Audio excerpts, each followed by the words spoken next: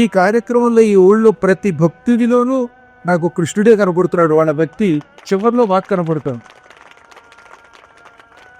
ఏమో సమయం తక్కువ. నేను 40 నిమిషాలు నిలబడితే ఈ 40 నిమిషాలు కూర్చున్నా వాళ్ళకేమో ఆ వెళ్ళే వాళ్ళకి సమయం సరిపోవడం లేదు. అందరూ గురువుగా అలాగే చూస్తూ ఎదురుకుండా నిలబడిపోయి వైకుంఠాన్ని వెళ్ళిపోవాలనుకుంటారు. మరి కర్నూలు అవుతుంది, అందుకని వీళ్ళేమో రామా రామా అని గంటేస్తారు. తప్పట్లేదు. అక్కడ రామా రామ అంటే మళ్ళీ రామ్మ రామ్మ అని అర్థం. అందువల్ల తప్పనిసరి తొందరగా వెళ్ళండి, తప్పదు. కానీ నీ భక్తి నీ శ్రద్ధ అందులో కనపడుతున్నాయి. అరుదైన భక్తి అని సాయ సంపర్క భక్తి మిమ్మల్ని అలవేళగా రక్షిస్తుంది.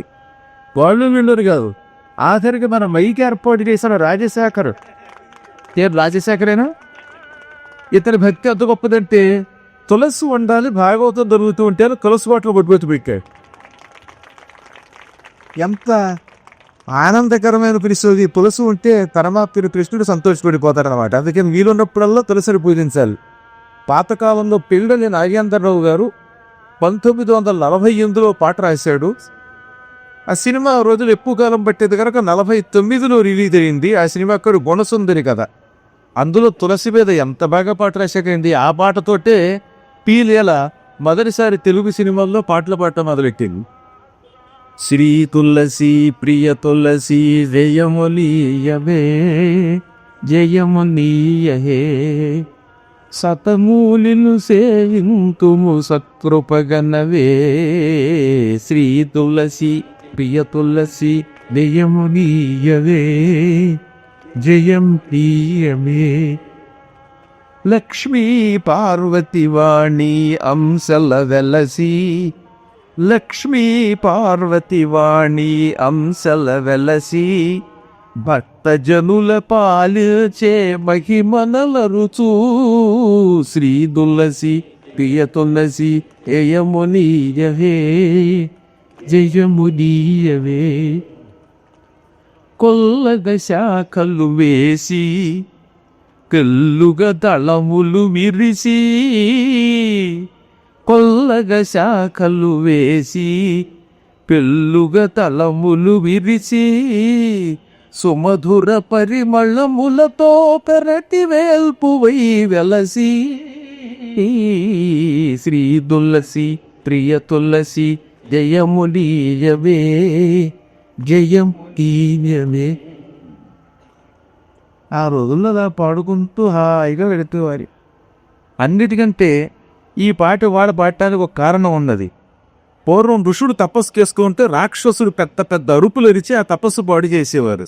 అలా పురాణం ప్రారంభమైనప్పుడల్లా ఈ రాక్షసులు బాగా పడలేక ఈ భక్తి ప్రార్థన గీతి, నేను జయం పొందుతున్నాను, మీరు జయం పొందుతున్నారు, ఎప్పుడైనా అంతే. తపస్సు చేస్తే పరీక్ష కనబడుతుంది. కాకపోతే ఇంద్రుడు రంభా ఓరోసును పంపేవాడు. ఇప్పుడు ఇక్కడ వాళ్ళు ఎవరు రావటం లేదు కానీ రాక్షసుల పరీక్ష మాత్రమే వినబడుతున్నారు అనమాట. దళమునకొక విష్ణువుగా విష్ణు తులసివే శ్రీకృష్ణ తులసివే జయహారతి గై కొన్నవే మంగళ సోహావతివై జయహారతి గై కొన్నవే మంగళ సోహావతివై శ్రీ తులసి ప్రియ తులసి జయమునీయవే జయమునీయమే గోవింద. ఇలా తులసిని ఆరాధించి దారిద్ర్యం నుంచి బయటపడినటువంటి మహాభక్తుల్లో కుచేలుడు ఒకడు. పూర్వం శ్రీకృష్ణ పరమాత్ముడు లోకానికి ఒక గొప్ప సందేశం ఇచ్చాడు. 1000 శివలింగములు ప్రతిష్ఠించటం వల్ల వచ్చే పుణ్యం, 1000 విష్ణువాలయములను దర్శించటం ప్రతిష్ఠించటం వల్ల వచ్చే పుణ్యం, నిరంతరం జపం తపం చేయడం వల్ల వచ్చే పుణ్యం ఒక్క గురువు గారి సేవ వల్ల లభిస్తాయే లోకానికి చెప్పాలి. నా గురోరణ్యం లభించేసి నేను చెప్పాను కదా, భాగవతే చెప్పింది.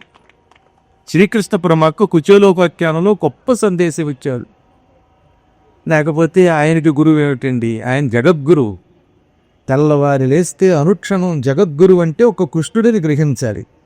ఇవాళ కర్మయోగం వల్ల రకరకాల మార్పులు వచ్చాయి, కానీ గురు పూర్ణిమ అంటే విష్ణువు యొక్క అవతారమైన వేదవ్యాసుల వారిని పూజించడం. అంతేగాని ఆ రోజు ఇంకెవరిని పూజించడానికి వీళ్ళు ఒక్క వ్యాసుడిని తలుచుకొని ఆ వ్యాసుడి వంతతో మన గురువుని పూజించమన్నారు. ఎందుకని అన్నిటికీ మూలకారకమైనటువంటి శ్రీకృష్ణ తత్వాన్ని, పురాణ తత్వాన్ని, వేద తత్వాన్ని లోకానికి అందించినటువంటి మహానుభావుడు వ్యాసుడు ఒక గురువు. ఆ వ్యాసుడు విష్ణువు యొక్క అవతారం. ఆ విష్ణువు లోకానికి జగద్గురువు. అందుకని వసుదేవసుతం దేవం కంసచాణూరమర్దనం దేవకీ పరమానందం కృష్ణం వందే జగద్గురు అని రోజు జగత్తునకు గురువైన కృష్ణుని గురించి నమస్కరిస్తున్నాను అని మనం భక్తితో తలుచుకోవాలి. ఆయన మళ్ళీ ఏమంటాటామనుకున్నాడు లోకానికి? భూమి మీద పుట్టాక ఎవడైనా ఒక గురువును ఆశ్రయించవలసిందే. గురువులు 3 రకాలు. తల్లిదండ్రులు ప్రథమ గురువులు. గురువు నెంబర్ 1 అంటే తల్లి తండ్రి ఇద్దరిని కలిపి చెప్తాడు. తల్లి తండ్రి ప్రథమ గురువులు. ఎవరికైనా జన్మనిచ్చిన తల్లిదండ్రులే మొదటి గురువులు. ఉపనయన సంస్కారము పాఠములు చెప్పి జీవితానికి కావలసిన మార్గం చూపించేవాడు 2వ గురువు. అంటే పాఠాలు చెప్పేటటువంటి వాడు 2వ గురువు అన్నమాట. ఇక 3వ గురువు మోక్షమును జ్ఞానమును ఇచ్చి మంత్రోపదేశం చేసేవాడు. ఈ ముగ్గురులో 3వ గురువు యొక్క స్థాయి అత్యున్నతం. మిగతా ఇద్దరు కూడా మహానుభావులైన గురువులే. ఈ త్రివిధములైనటువంటి శాఖలు కలిగిన గురువుల పాదపద్మములను ఆశ్రయించండి అని కుచేలోపాఖ్యానంలో మూలములో స్వయముగా శ్రీకృష్ణుడు చెప్పాడు. సంస్కృత వ్యాస భాగవతంలో ఈ మాట ఉంటుంది. వీరందరూ తల్లిదండ్రుల భక్తి అలాగో పూజిస్తున్నారు. ఇక 2వది ఉపనయన సంస్కారము మరియు ఆ రోజుల్లో 2 కలిపి ఉండేది పాఠాలు చెప్పడం. ఇప్పుడంటే ఉపనయనం అనేది అసలు పోయింది, కానీ ఏదో స్కూల్లో వెడుతున్నారు వస్తున్నారు. కానీ ఓరో నియమం ఏంటంటే 8 ఏళ్ళు నిండాక 8 ఏళ్ళు అలా పూర్తవగానే ఉపనయనం చేసి గురుకులానికి పంపేవారు. ఆ గురుకులంలో గురువుగారు పాఠాలు చెప్పేవారు. ఈ ఉపనయన సంస్కారంతో సహితంగా కలిపి గురువు దగ్గరికి వెళ్ళి వాళ్ళ శక్తిని బట్టి 5 ఏళ్ళో 10 ఏళ్ళో 8 ఏళ్ళో మ్యాక్సిమం 16 ఏళ్ల వరకు పాఠాలు అనేక విశేషాలు తెలుసుకునేవారు. ఇంకో రహస్యం, ఇప్పుడంటే గుండెపోటుకి ఒక డాక్టర్, కంటికి ఒక డాక్టర్, పంచికి ఒక డాక్టర్, కిడ్నీకి ఒక డాక్టర్, సిడ్నీకి ఒక డాక్టర్, ఇంకో దానికి ఇంకో డాక్టర్. ముందు వెళ్ళగానే ఈ చివరి దాకా స్కానింగ్. ఈ స్కానింగ్కి జీవితం అంతా సంపాదించిన డబ్బంతా అయిపోతుంది. ఇలా అన్నారని ఏమన్నా అవుతున్నా నేనేమనుకోను. కానీ పూర్వం చెయ్యి పట్టుకుంటే చెప్పేసేవారండి.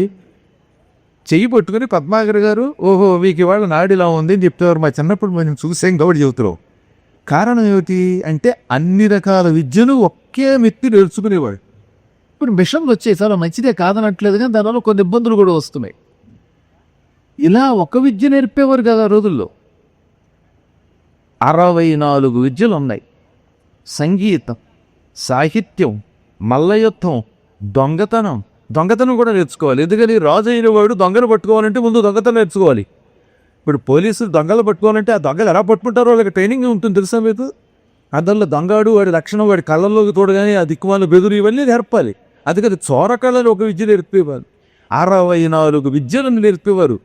ఏటి ద్రోణాచార్యుడు కుస్తీ పట్లు నేర్పాడు, చెట్లు ఎక్కడం నేర్పాడు, బాణాలు వేయడం నేర్పాడు, రాజనీతి నేర్పాడు, అర్థశాస్త్రం నేర్పాడు. ఇలా రాత్రిపూట చీకట్లో ఎవడైనా మన మీద దాడి తీస్తే వాడి నుంచి ఎలా తప్పించుకోవాలో నేర్పాడు. అలా 64 విద్యలు నేర్చుకుంటే వాడు గొప్పడవుతాడు. కానీ ఏదో ఒక ముక్క నేర్చుకుని అన్నీ వచ్చాయని సర్వజ్ఞుడు అనుకోవడం భ్రమ. అందుకే ఆ రోజుల్లో మహానుభావులైనటువంటి గురువుల దగ్గర చతుషష్టి కళలలో ఆరితేరి ప్రపంచాన్ని పరిపాలించారు. కృష్ణదేవరాయలు ఈ చివరి నుంచి ఆ చివరి దాకా బురుదు మీద పరిగెడితే ఏనుగులు దత్తనిలిపోయాయని రాశారు ఆయన జీవిత చరిత్రలో. నేను కాదు, చైనా నుంచి వచ్చినటువంటి ఒక పాహియాన్ అనేటటువంటి వాడు రాసిన మాట. ఎంతోమంది చెప్పారు, చైనా వాళ్ళు చెప్పారు, నికోలా కంటి మొదలైనటువంటి విదేశీయులు కూడా కృష్ణదేవరాయల పరిపాలనకు వచ్చారు. కృష్ణదేవరాయలు సంగీతం వాయించాడు, కావ్యాలు రాశాడు, సంస్కృతంలో అద్భుతమైనటువంటి యుద్ధాలు చేశాడు, మల్ల యుద్ధం చేశాడు, ఏనుగులు నడిపించాడు, కత్తి తిప్పాడు. ఇవన్నీ నేర్చుకోవాలి. ఏమీ లేకపోతే అవుతుంది ఎంత బొజ్జ, ఆ తర్వాత సిగ్గు లేకుండా లజ్జ, ఈ 3 మిగులుతాయి. అందువల్ల ఆ రోజుల్లో శ్రీకృష్ణ పరమాత్ముడు కూడా ఉపనయనం అయ్యి అవగానే కాశీ వెళ్ళిపోయాడు. కాశీలో ఒక ఆయన గురుకులం పెట్టాడు. ఆయన అసలు ఒరిజినల్ ప్లేసు ఉజ్జయిని, అవంతిపురం. అవంతిపురము నుండి పొట్ట గడవక కాశీ వెళ్ళి గురుకులం పెట్టాడు. ఆయన పేరు సాందీపని. ఆయనకు ఒక నియమం ఉండేది. ఎవరైనా తన దగ్గరకి విద్యాభ్యాసానికి వస్తే ఒక ఏడాది పాటు పాఠం చెప్పకుండా ఒరే గురుకులంలో స్వేచ్ఛగా తిరగరా అనేవాడు. ఈ ఏడాది వాడు స్వేచ్ఛగా వేళకి తింటూ పడుకుంటూ ఉంటే గురువుగారి భార్య, ఈ తోటి పిల్లలు, ఈ గుడిబడి వాళ్ళు వీడిని బాగా అబ్జర్వ్ చేసేవారు. వీళ్ళు సీసీ కెమెరాలు. ఈ కుర్రాడి ప్రవర్తన కనిపెట్టేవారు. కనిపెట్టి గురువుగారి దగ్గరికి వచ్చి, ఏమండి ఈ కుర్రాడికి తింటే పెంచండి, లేదా కొంచెం చెయ్యివాడుతనం ఉందండి, పిక్ పాకెటింగ్, లేదా వీడికి వంట అంటే ఇష్టం అండి, వీడికి క్రికెట్ అంటే ఇష్టం అండి, వీడికి నిద్ర అంటే ఎక్కువ ఇష్టం అండి, వీడు ఎక్కువ వాగుతాడండి, ఇలా వాళ్ళకి సంబంధించిన విశేషాలన్నీ చెప్పేవారు. అప్పుడు ఆయన ఏం చేసేవాడు అనమాట, వాడి అభిరుచిని బట్టి వాడికి ఏ రంగం ఇష్టమో ఆ రంగంలో ఎక్కువగా నేర్పి తక్కిన కొంచెం నేర్పేవాడు. అంతేగాని రారా డైరెక్ట్గా గురుకులంలో ప్రవేశించి నువ్వు డొనేషన్ ఇచ్చి అనేవాడు కదా. డొనేషన్ గురువులు కాదు వారు. కానీ బలరామకృష్ణులు ఉపనయనమై కాశీ వెళ్ళి సాందీపని దగ్గరికి వెళ్ళి, గురుదేవా మేము మీ గురుకులంలో చేరి చదువుకుంటావారుగానే స్పాట్ ఎక్వేషన్ ఇచ్చేసాను ఆయన. కారణం, ఈ మహానుభావుల ముఖంలో కళ ఉన్నది, కాంతి ఉన్నది, పవిత్రత ఉన్నది, వీళ్ళు గొప్పవాళ్ళని కనిపెట్టాడు. చూపులతో శిష్యుడి గొప్పతనం కనిపెడితే వాడు గురువు అంటే. అందరూ రాగానే ఎవడు పెడితే పడితే మంత్రం అంటే మేము ఇవ్వలేము, మిమ్మల్ని ఎందుకు ముట్టుకోవటం లేదని అడుగుతారు. దానికి కొన్ని కారణాలు ఉంటాయి. అందరిని ముట్టుకునే అధికారం మాకు లేదు. వాళ్ళ యొక్క శక్తి, వాళ్ళకి అవసరం, దాన్ని తగిన రీతిలో వాళ్ళకి అనుగ్రహం ఇవ్వగలుగుతాం. కానీ వచ్చి రాగానే అందరి నెత్తి మీద చేతులు పెడితే చివరి నెత్తి మీద చేతులు మిగులుతాయి. వారి అర్హతలు ఉంటాయి. తర్వాత కొంతమంది వచ్చిన పండు అని బలాత్కారంగా అడగకూడదు. నాకు నచ్చి పండు ఇవ్వాలి తప్ప నువ్వేమో నెత్తి మీద పట్టుకుపోతావా? ఇదేమన్నా రాజకీయ నాయకుల యొక్క క్రీడ, గురువులతో అడగకూడమా? ఆ రోజుల్లో గురువు గారు ఈయన్ని కనిపెట్టి 2 విద్యలు నేర్చుకోండి అన్నాడు.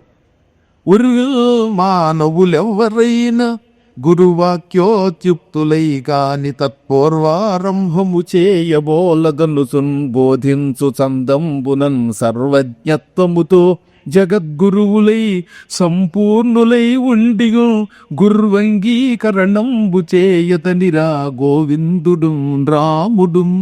భూమి మీద పుట్టాక ఎవడైనా ఒక గురువును ఆశ్రయించవలసిందే. గురువు ద్వారా మంత్రోపదేశం పొంది ఆయన చెప్పినట్టు చేసి ఆయన సేవలు చేసి మాత్రమే పండితుడవుతాడు, గొప్పవాడవుతాడు. సొంత పెత్తనంతో చదువుకుంటే పండితుడు కాడు అని లోకానికి చెప్పడం కోసమే సర్వజ్ఞులు జగద్గురువులై కూడా కృష్ణుడు బలరాముడు సాందీపని పాదసేవ చేశారు. అందరూ కృష్ణుడి పాదాలు పట్టుకుంటే ఈ కృష్ణుడు వెళ్ళి ఆయన పాదాలు పట్టుకుని తద్వారా లోకానికి గురువు యొక్క మహిమని సాకారు. అప్పుడు 64 రోజులు మాత్రమే చదువుకున్నట్టు వాడు, కేవలం 64 రోజులు. నిజానికి ఆ గురువు గారు 20 ఏళ్ల పాటు కష్టపడి తన గురువుల దగ్గర సేవ చేసి నేర్చుకున్న విద్యలవి. వాళ్ళ గురువుగారు సాందీపని గారికి 20 ఏళ్ళు పడితే ఆ విద్యలు నేర్చుకోవడానికి బలరామకృష్ణుడు 64 రోజుల్లో నేర్చుకున్నారండి.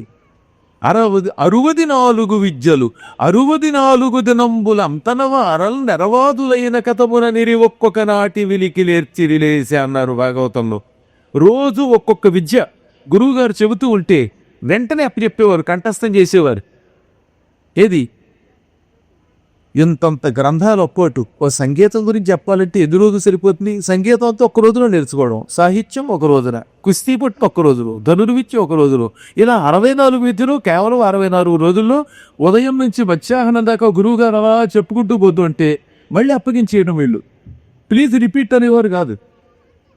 ఇవాళ సమస్యాపూరణం తయారు చేసుకునేవాడు 20 అక్షరాల సమస్యలు ఉంటాయి. అదే శాబ్దూలం 19 అక్షరాలు. 19 అక్షరాల సమస్యని 100 సార్లు చదువుకోవడం లేదా అందులో చూసుకోవడం.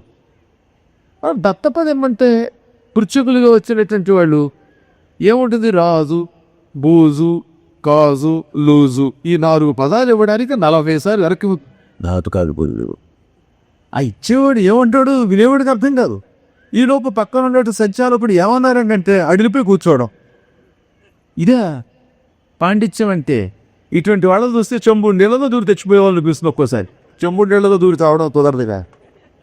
ఇంట్లో మొగుడు పెళ్ళాలేమో గయ్యమని అనుకుంటారా? ఎవరన్నా కనబడితే కడుదు అక్కడే కదుస్తారా? స్టేజీ దగ్గరకు వచ్చి 4 పదాలు ఇమ్మంటే మాత్రం నోట్లోని మాట రాదు. ఏం చదువులంటే అసలు ఇది? ఇలాంటి చదువుకునేటువంటి వాడు ఏం పాఠం చెప్తారు వీళ్ళు? లోకానికి ఏం సందేశిస్తున్నారు అని వ్యాసుడు అడగమన్నాడు, నేను అడగలే. మరి నన్ను అడిగితే ఏదైనా స్పష్టంగా ఒక కుండ బద్దలు పెట్టేట్టు మాట్లాడగలగాలి. అదొక అద్భుతమైన వరం అది.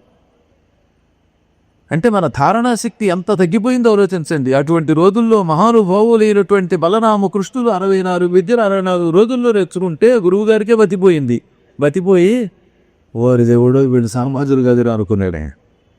వెంటనే ఒక రోజున కృష్ణుడు 64 రోజులు అయ్యాక 65వ రోజున వచ్చి, దేవా గురుదేవా మీరు నాకు పాఠం నేర్పారండి, అంకలు గురుదక్షిణ ఇద్దాం అనుకుంటున్నానండి, కోరుకోండి అంటే ఆయన అన్నాడు, నాయన భూమి మీద నాకు చాలామంది ఉన్నారు గురుదక్షిణ ఇచ్చేవాళ్ళు. కర్నూలులో వాళ్ళు చాలా మంచివాళ్ళు. అడగకుండానే సత్యనారాయణ స్వామి గుడికి కావలసిన 5 కోట్లు ఇచ్చేసే పుణ్యాత్ములు వాళ్ళు. అలాంటి వాళ్ళు నాకు దక్షిణ ఎలా ఇస్తారు? వీరు నాకు వేరే దక్షిణ ఇవ్వక్కర్లేదు, నాకు ఒక కోరిక ఉన్నది, ఆ కోరిక తీర్చండి అన్నాడు. ఏమండి నిజంగా అందనా అనవసరంగా పూజ చేసాను కర్నూలు అని గోవింద. ఏమిటి గురువుగారు మీ కోరికను అడిగితే, క్రిందటి సంవత్సరం గ్రహణ స్నానం చేయడం కోసం నేను నా కుమారుడిని వెంట పెట్టుకుని నా భార్యతో పాటు ప్రభాస క్షేత్రానికి వెళ్ళా. ప్రభాస అంటే సౌరాష్ట్రం. ఇది ఇప్పుడు మనకి గుజరాత్లో ఉంది కదా, సోమనాథలింగం ఉన్న ప్రాంతాన్ని ప్రభాస అంటారు. ఇది పశ్చిమ సముద్ర తీరంలో ఉన్న స్థలం. జ్యోతిర్లింగాలలో సౌరాష్ట్ర సోమనాథలింగం అక్కడే ఉంటుంది. అక్కడే చిట్ట చివరి యాదవ వంశం ఒకరితో ఒకరు కొట్టుకు నాశనం అయిపోయింది. కృష్ణ పరమాత్ముడు అవతారం చాలేసిన దివ్యస్థలం ఇది. అక్కడికి సముద్ర స్నానం వరకు వెళ్ళాడు ఆయన. సముద్రంలో గురు దంపతులు స్నానం చేసి ఒడ్డు మీద కూర్చుని జపం చేసుకుంటూ ఉంటే వీళ్ళ అబ్బాయి వినకుండా దూరం వెళ్ళాడు. ఓ పెద్ద సముద్రపు కెరటం వచ్చి లోపలికి లాక్కుపోయింది. సంవత్సరం క్రితం 8 ఏళ్ల కుమారుడు, మా కుమారుడు సముద్రంలో మునిగిపోయాడు. ఒక్కడే కొడుకు, వాడిని తలుచుకుని కుమిలిపోతున్నాము సంవత్సరం నుంచి. కృష్ణ బలరామ వీరు మహాత్ములు, ఏడాది క్రితం సముద్రంలో మునిగిపోయిన ఆ పిల్లాడిని తీసుకొచ్చి మాకు ఇవ్వండి, ఇదే మీరు ఇవ్వాల్సిన గురుదక్షిణ అన్నాడు.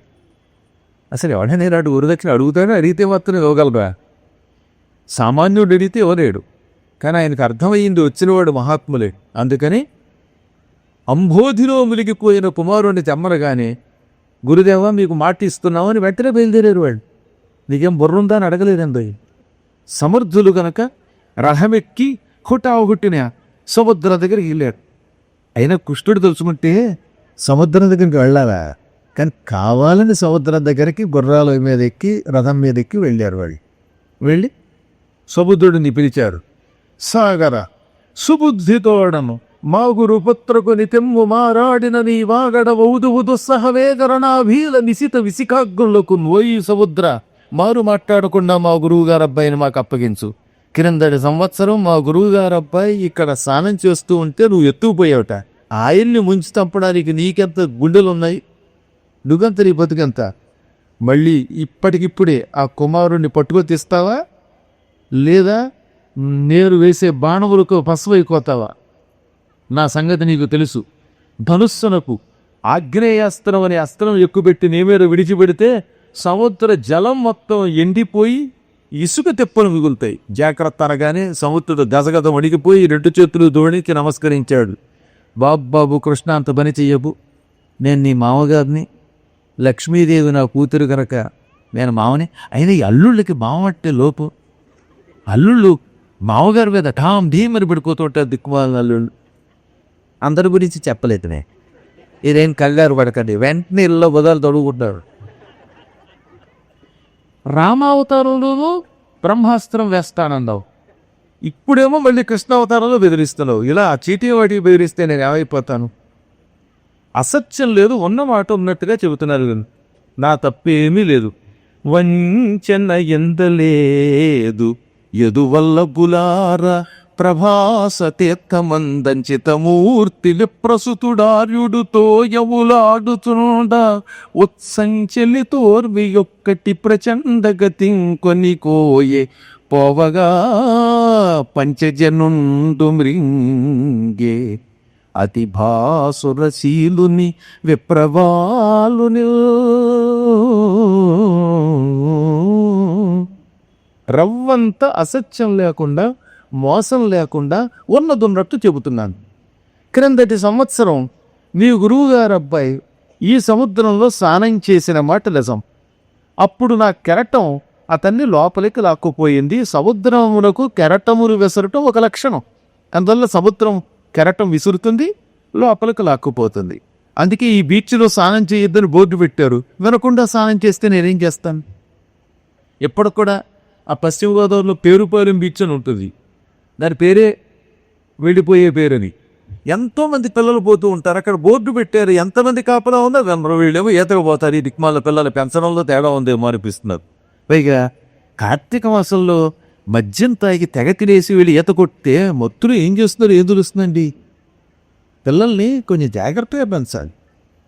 దానిలో కొంతమంది తర్వాత విశాఖపట్నంలో కూడా అంతే. అక్కడ ఆ రామకృష్ణ బీచ్లో అక్కడ ఈత కొడితే ప్రమాదం అని ఎంత హెచ్చరికలు చేస్తున్నా వినిపించుకోకపోతే అన్నిటికీ పోలీసు, అన్నిటికీ గవర్నమెంట్ ఏం చేస్తారు? మీరేమో ఇష్టోత్తడు తిరుగుతారా? అందరినీ రక్షించడానికి ఈ ప్రపంచంలో ఎంతమంది కావాల్సి వస్తారు? కాబట్టి కొంచెం దగ్గర పెట్టుకోవాలి వాళ్ళు. కొన్ని చోట్ల స్నానం చెయ్యొద్దు మన కోసం చెప్తారు, విరగపోతారు.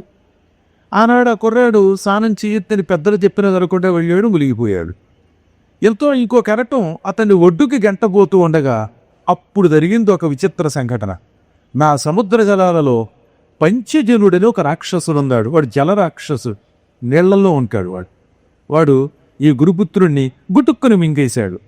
పంచజనుడు మింగితే నేనేం చేస్తాను? సముద్రాల్లో రాక్షసులు, తిమింగలాలు, మొసళ్ళు ఉంటాయి. కాబట్టి మూలకారకుడు పంచజనుడనగా వెంటనే పృష్ఠుడు రథంతో పాటు సముద్రంలోకి వెళ్ళి ఆగ్నేయాస్త్రం వేసి ఆ పంచజనుడిని చంపేశాడు. పంచజనుడి పొట్టంతా చీల్చి చూశాడు. ఏమంటే కింద సంవత్సరం అంట కుర్రాయిని వాడు మింగేస్తా, ఇప్పుడు వాడిని చంపి వాడు పొట్ట తీరిస్తే పొట్టలో ఉంటాడా? ఇందాక ఒక గంట క్రితం తాగిన కాశీయే కడుపులో ఉండదు కదా. ఒకవేళ కడుపులో ఉంటే అది ఇంకో రకంగా మారిపోతుంది కదా. అటువంటిది సంవత్సరం క్రితం గురువుగారి అబ్బాయిని ఒక రాక్షసుడు మింగేస్తా, కృష్ణుడు వాడిని చంపి వాడి పొట్ట తీర్చి వెతికాడు. ఎందుకు వెతికాడని అంటే కృష్ణుడికి తెలియక కాదు. ద్వారకా నగరం దగ్గర నుంచి ఉన్న పశ్చిమ సముద్రం వరకు ఒక దివ్య శక్తి ఉన్నది. ఇప్పటికి కూడా ఆ శక్తి ఎవరికీ అంతుబట్టని దివ్య శక్తి. ఒక శవాన్ని అక్కడ సముద్ర జలాల్లో వేసేస్తే సంవత్సరం తర్వాత అందులో శంఖాలు తయారవుతాయి ఎముకల్లో. అదే విచిత్రం. అది శంఖం చక్రం తయారవుతాయి. నేను 2009లో ద్వారకా నగరంలో భాగవత్ సప్తాహం చాలాసార్లు చేశాను. అప్పుడు మళ్ళీ చేశాను 2009, అంటే 16 ఏళ్ల క్రితం, 17 ఏళ్ళు అయింది అప్పుడే. ఆ సమయంలో ఒక స్వామీజీ రోజు ఉపన్యాసానికి వచ్చేవాళ్ళు. అక్కడ చాలామంది స్వాములు ఉన్నారు. అందులో ఇతను తెలుగువాడు. ఎప్పుడు అక్కడికి వెళ్ళి స్థిరపడిపోయాడు. సరే నేను వెళ్ళి అక్కడ పురాణం చెబుతుంటే, ఇక్కడ తెలుగు వాళ్ళు రావడం తక్కువ అండి, మీరే మొదటిసారి వచ్చారు, అంత పూర్వం అంత హిందీ వాళ్ళు అని ఆనందంగా విన్నాడు. రోజు ఏదో ఒక దక్షిణ ఇచ్చేవాడు. మేము ఇప్పుడు ఏలూరుపేటం కడుతున్నప్పుడు కూడా యాచించిన డబ్బు ఇచ్చాడు. ఓరే నువ్వే యాచించి బతుకుతున్నావు కదా, నాకెందుకంటే లేదండి, ప్రతి పైసా పవిత్రంగా ఉపయోగపడాలన్నాడు పాపం. ఆ తర్వాత కొంతకాలానికి 2015లో అతను పోయాడు. అతని సెల్ ఫోన్లో మా పీఠము నా నెంబరు ఫీడ్ అయ్యి ఉన్నాయి. అందుకని అక్కడి నుంచి వాళ్ళు ఫోన్ చేశారు, స్వామీజీ మరుగయ్యే, ఆయన చచ్చిపోయిన తర్వాత ఆయన మీకు ఒక మెసేజ్ పెట్టమన్నారు అని. ఆయన పోయిన ఏడాది తర్వాత నేను మళ్ళీ వెళ్ళా. అక్కడ స్వాములు చచ్చిపోతే ఏం చేస్తారంటే సాధువుల్ని శరీరానికి ఇనప సంకెళ్ళు వేసి సముద్రంలో ఒక బండరాయి కట్టేసి వదిలేస్తారు. అది స్వామీజీలకు నియమం అనమాట. సాధువులకు అదొక నియమం. ఇప్పటికీ అలాంటి సాధువులు కొందరు ఉన్నారు. కొందరిని పాతి పెడతారు. పడి ఈ సన్యాసం పుచ్చుకున్న వాళ్ళకి దహన సంస్కారాలు అందవు. అందువల్ల ఆయన కూడా అలాగే ఇనప సంఖ్యలు వేసి ఆ శరీరాన్ని సముద్రంలో బండరాయికి కట్టి లోపల వదిలేశారు. సంవత్సరం తర్వాత ఆ శవాన్ని పైకి తీస్తాను అన్నమాట. అలా తీసే సమయానికి నేను వెళ్ళాను అన్నమాట. చెక్క ఆయన ఎముకల మధ్యలో 80 చెక్కలు తయారయ్యాయి.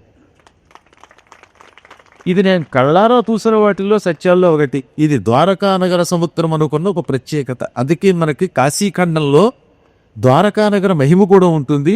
అందులో శవమును పశ్చిమ సముద్రములో ద్వారక దగ్గర నిక్షిప్తం చేస్తే ఆ శరీరములో శంఖములు తయారవుతాయని స్పష్టంగా ఉన్నమాట నిజం అన్నమాట. ఇప్పటిప్పుడు భారతదేశంలో మహామహిమలు కలిగిన ఇలాంటి ఎన్నో క్షేత్రాలు ఉన్నాయండి. ఈ కుర్రాడు కడుపులోకి వెళ్ళిపోయాడు కదా, ఆ కడుపుని రాక్షసుడి యొక్క కడుపుని చీరిస్తే లోపల ఒక శంఖం బయటపడింది. పంచజనుడి కడుపులో ఉన్న శంఖం కనుక దానికి పాంచజన్యము అని పేరు వచ్చింది. అది పాంచజన్యం. ఈ శంఖం కోసం ఆ పట్ట దీకాడు ఆయన. ఆ శంఖాన్ని తీసి మయ్యను ఊదుకుంటూ, అమ్మయ్య మనం వచ్చిన పని అయింది, ఒక శంఖం దొరికింది, ఇక వెళ్ళి యముణ్ణి పట్టుకుందామని ఇద్దరూ కొట్టిన యమలోకానికి వెళ్ళిపోయారు. యమలోకానికి సంయమనీపురం రాజధాని. The capital city of Yamadharmaraja is called Samyamanipuram. అక్కడికి వెళ్ళి మొత్తం యమలోకం చుట్టూతో ఉన్న కాంపౌండ్ వాళ్ళు తీశాడు. ప్రాకారం ఇనుముతో కట్టుబడి ఉంటుంది. పాపాక్కులకి ఇనుముతో కనపడుతుంది, కానీ ఎవడన్నా దుర్మార్గుడు యమలోకానికి వెళితే అక్కడ ఉన్న కాంపౌండ్ వాళ్ళు పూర్తిగా అయోమయం ఇనుముతో కట్టినట్టు కనపడుకో. అదే పుణ్యాత్ములు వెడితే వాళ్ళకి అది స్వర్ణ ప్రాకారంలా కనపడుతుంది. కారణం దుర్మార్గులకి భీకరంగా కనపడతాడు. యముడు అందరికీ ఒకే రకంగా కనపడుతుండోయ్. ఇలా భాగవతం అంటానికి వచ్చారుగా వీరందరూ ఆఖరిని దర్శనం చేసుకుంటున్నప్పుడు చకచక దండం పెట్టి ఎక్కువసేపు లేకుండా వెళ్ళిపోయే వాళ్ళందరికీ కూడా యమలోకం మీద నుంచి ఉత్తమ లోకానికి వెళ్ళే అవకాశం ఇస్తారు. అప్పుడు యమలోకం పూర్తిగా బంగారముతో కట్టిన కోట వలె కనపడుతుంది. ఎక్కువసేపు నిలబడితే వెళ్ళి కుదరు. అలా దండం పెట్టి చక్కక వెళ్ళిపోతేనే బంగారం. గురువు గారు ఎక్కువసేపు కాళ్ళు పట్టుకు బీగితే మళ్ళీ బంగారం కాస్త ఇనుము అయిపోతుంది. తేగర్త అసలు వినకుండా ఇంట్లో కూర్చుంటారు కదా. కర్నూలులో భాగవత సప్తాహం జరిగితే 6 రోజులు ప్రవచనం, 1 రోజు కళ సమర్పణ జరిగితే ఒక్కరోజు కూడా పందిట్లోకి వెళ్ళి పురాణం వినకుండా ఇంట్లో కూర్చుని సీరియల్స్ వస్తావట్రా అని ఆ దుర్మార్గుని సీరియల్గా యమలోకంలో వేయించి పుడుకులు వేయించినట్టు వేయించి చితక్కొట్టి బాది ఎన్నో జన్మలు ఎక్కిస్తాడు మళ్ళీ అని నేను చెప్పలే, వ్యాసులు వారు చేస్తారు. ఈ మాత్రం 6 రోజులు కర్నూలులో కనీసం కుటుంబానికి ఒక రాలేరా? కాబట్టి వచ్చిన వాళ్ళంతా అదృష్టవంతులు. వీరు యమలోకానికి వస్తారు, కానీ యముడికి చీఫ్ గెస్ట్గా పెడతారు, ముఖ్య అతిథిగా పెడతారు. పాపాత్ములు ఇక్కడికి రాని వాళ్ళు చీఫ్ గెస్ట్గా పెడతారు. అది చీఫ్, ఇది చీప్ అంతే tab. That is the difference between cheap and chief. అది గుర్తుపెట్టుకోవాలి. భాగవతం వంటి వింటే ప్రాకారం బంగారంగా కనపడుతుందండి. అలా అయోమయము లేక సువర్ణము 2 వర్ణములలో కనపడేటటువంటి కాంపౌండ్ వాళ్ళు చుట్టూతో ఉంటుంది. 98 చదరపు మైళ్ళ విస్తీర్ణం కలిగిన పాట కూడా. ఇంకా యముడు కూడా పాపాత్ములకి అతి భీకరంగా ఉంటాడు. గురువుగారు రాసిన గరుడ పురాణం ఇంట్లో పెట్టి పూజించండి. మీలో ఎవరికైనా యమలోకానికి వెళ్ళి యముడి ద్వారా శిక్షలు పొందాలి అని ఉంటే ఒకసారి దిగతండి. మేము యమలోకానికి వెడదాం అంటున్నాం, యమలోకానికి వెళ్ళి శిక్షలు పొందాలనుకుంటున్నాం అన్నవాళ్ళు ఒక్కళ్ళు చేయత్తరే. అలా అనుకున్న వాళ్ళు గరుడ పురాణం ఇంట్లో పెట్టుకోకండి. గరుడ పురాణం ఇంట్లో ఉంటే చాలు, ఆ వ్యక్తి నరకమునకు వెళ్ళడు. పూజితం యద్గృహే నిత్యం గారుడంచ పురాణకం ధర్మమర్థంచ కామంచ మోక్షంచ లభతే నరః. ఇంట్లో గరుడ పురాణం పూజింపబడితే ధర్మ అర్థ కామ మోక్షములు 4 వస్తాయి. తర్వాత దాంట్లో ఇంకో శ్లోకం కూడా రాశారు, పురాణం గారుడం పుణ్యం పవిత్రం పాపనాశనం అని. పైగా శ్రోతవ్యం సర్వదైవహి, ఎల్లప్పుడూ వినదగినది అన్నారు. గీతా ప్రెస్ ద్వారకపూర్ వాళ్ళు నా చేత అనువాదం చేయించి ఆ పుస్తకం వేయించారు. ఆ పుస్తకం వాళ్ళ దగ్గర తీసుకొని ఇక్కడ కూడా ఉన్నట్టున్నాయి 2 రకాలు గరుడ పురాణం. వారిదేమో కేవలం చదువుకోవడానికి, దాంతోపాటుగా నెల్లాళ్ళు పారాయణకు కూడా ఒక పుస్తకం వేశాం. అప్పుడప్పుడు పారాయణ చేయండి, ఎంతో లాభం. యముడు పాపాక్కులకి భీకరంగా కనపడతాడు, పుణ్యాత్ములకు అందంగా కనపడతాడు. ఆ యమలోకానికి వెళ్ళి కృష్ణుడు ఒక్కసారి పాంచజన్యం ఊదగానే యముడు వణికిపోయి బయటకు వచ్చి, ఎవడ్రవాడు నా గుమ్మం దగ్గరకు వచ్చి నా చెవులు దద్దరిల్లిపోయేలాగా శంఖం ఊరాడు అని పళ్ళు పటపట కొరికాడు. అస్మద్బాగుబలంబు గై కొనక శంఖారావముల్ మానసాపస్మారంబుగ నెవ్వడొక్కొనగ ప్రాంతంబునం చేసే మద్విశ్వేరావహ రోషపావకునిచే విధ్వస్తుడై వాడుతా భస్మం వై చెడునల్చు అంతకుడు కోప ప్రజ్వలన్మూర్తి. నా బాహుబలం కనిపెట్టలేక సమస్త లోకంలో ఉన్న పాపాత్ములను శిక్షించే యముడిని నేనని గ్రహించలేక ఎవడో ఒక దుర్మార్గుడు నా నగర ప్రాంగణం దగ్గరకు వచ్చాడు. నా గుండెలు అవిసిపోయేలాగా, నాకు మూర్ఛి వచ్చేలాగా శంఖాన్ని ఊదాడు. వాణ్ణిప్పుడే నా కోపాగ్నితో భస్మం చేస్తాను అని యమదండం పుచ్చుకుని ఊగిపోతూ యముడు తలుపులు తీసుకుని బయటకు వచ్చాడు. తెర చూస్తే ఎదురుగుండా బలరామకృష్ణుడు కనపడగానే ఒక్క దెబ్బకి దండం పక్కన పారేసి దండం పెట్టాడు, సాష్టాంగ దండం పెట్టాడు, యమదండం పక్కన పెట్టి. నయ్యం ఇంకా ఎత్తాను కదా కర్ర అనుకుని వణికిపోయి, అందులో ఇదొరుకోసారి శివుడు తన్నడిగా ఎరక్కాలతో మార్కండేయ విషయంలో ఆ దప్పిక్క ఉంది, దానికి ఎన్ని మందులు వేసినా తగ్గట్లేదు. అందుకని వెంటనే వణికిపోయి నమస్కరించి, మహానుభావులారా, మీరిద్దరూ స్వయంగా యమలోకానికి రావటం నా అదృష్టం. కాకితో కబురు పెడితే నేనే వచ్చేవాడిని కదా, మీరెందుకు వచ్చారంటే కాకులు దొరక్క మేమే వచ్చానులే. మా గురువు గారు అబ్బాయి క్రిందటి సంవత్సరం సముద్రంలో ముంచేసేవారు. ఇలా సముద్రంలో పడి, ఈ వాహనాల కింద పడి, అగ్ని ప్రమాదంలో పడి దుర్మరణం పాలైన వారికి నరకం వస్తుందని శాస్త్రం. అందుకే అటువంటి వారు తరించడం కోసం వైకుంఠమునికి వెళ్ళడం కోసమే భాగవతాన్ని చదివించాలని చెప్తారు. భాగవతం చదివితే వాడు మళ్ళీ వైకుంఠం తప్ప మరొక లోకం లేరుదాకా లేదు, సకల శాస్త్రములు ప్రమాణం చేసి చెబుతున్నాయి అన్నమాట.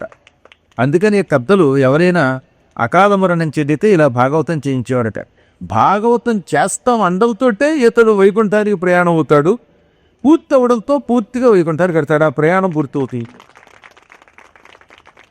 ఈ కుర్రవాడికి ఎవరు సప్తాహం చేయలేదుగా ఆ రోజుల్లో మరి. అందుకని ఈ కుర్రవాడు నరకంలో ఉంటాడని మా నమ్మకం.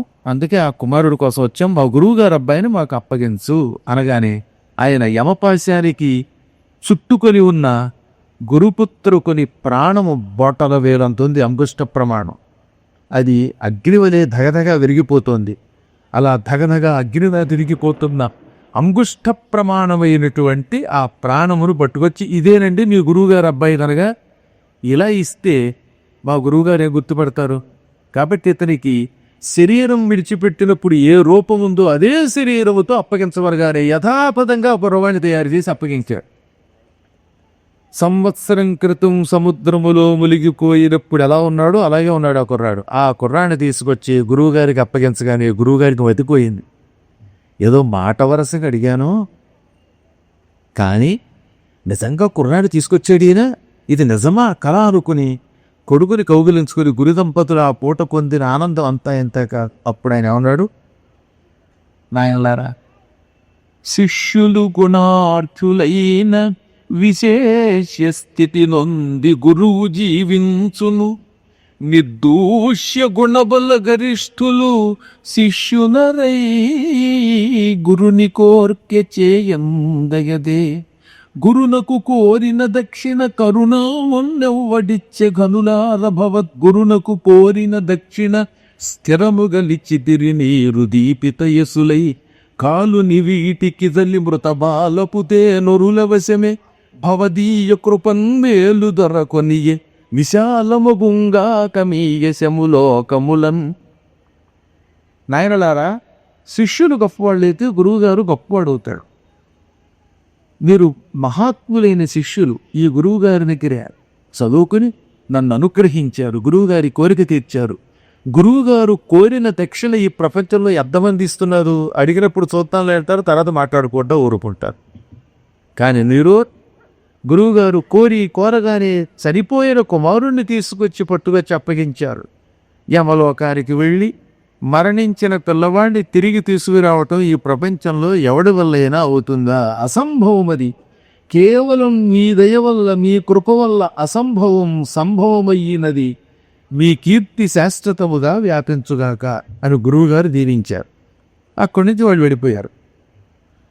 ఆ గురుకులంలో ఈ బలరామకృష్ణులతో పాటుగా కుచేలుడు చదువుకున్నాడు. కుచేలుడు దాదాపు 20 ఏళ్ళు చదువుకున్నాడు. వీళ్ళు కేవలం 64 రోజులు చదువుకుని వెళ్ళిపోయారు అక్కడి నుంచి. అంటే ఇంతకీ కుచేలుడికి కృష్ణుడికి ఉన్న స్నేహం కేవలం 64 రోజులు, 64 days మైత్రి. అది కట్ట కాలమా? 10 ఏళ్ళు చదువుకున్న తర్వాత కూడా మర్చిపోతున్నవాడు. మనం చిన్నప్పటి స్నేహితులు వస్తే నేను ఎక్కడో చూసినట్టుంది అన్నవాడు చాలామంది ఉన్నారు. కానీ కృష్ణుడు ఎంత గొప్పవాడో చూడండి. ఎప్పుడో ఒక 64 రోజులు తనతో చదువుకున్న స్నేహితుల్ని ఎంతో ప్రేమగా చూశాడు కాబట్టి ఆయన పరమాత్మ. భారత భాగవతాలు మనం ఎప్పుడు గుర్తుపెట్టుకోవాల్సింది ఏమిటంటే, ప్రేక్షణసారికి మూల కారణం భారతం భాగవతం. ద్రోణాచార్యుడు పాంచాలరాజు ద్రౌపది తండ్రి, ఈ ఇద్దరు 18 ఏళ్ళు ఒకే గురువు దగ్గర చదువుకున్నారు. ద్రోణుడేమో పేదవాడు. ద్రౌపదుడు పంజాబ్ని ఆ రోజులో పాంచాల దేశం అంటారు, దానికి రాజయ్యాడు.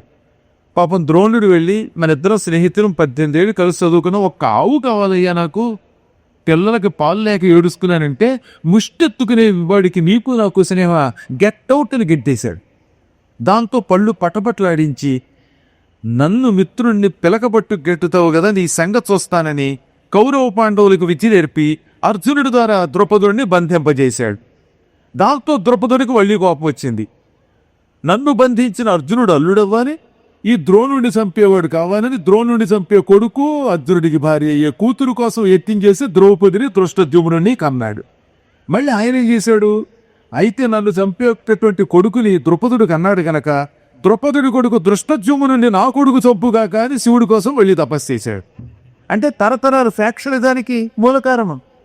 ఆనాడే ద్రోణుడు తన మిత్రుడిని గ్రహించి ఒక్క ఆవు ఇచ్చుంటే ఎంత యుద్ధం జరిగేది కాదు. చూసారా?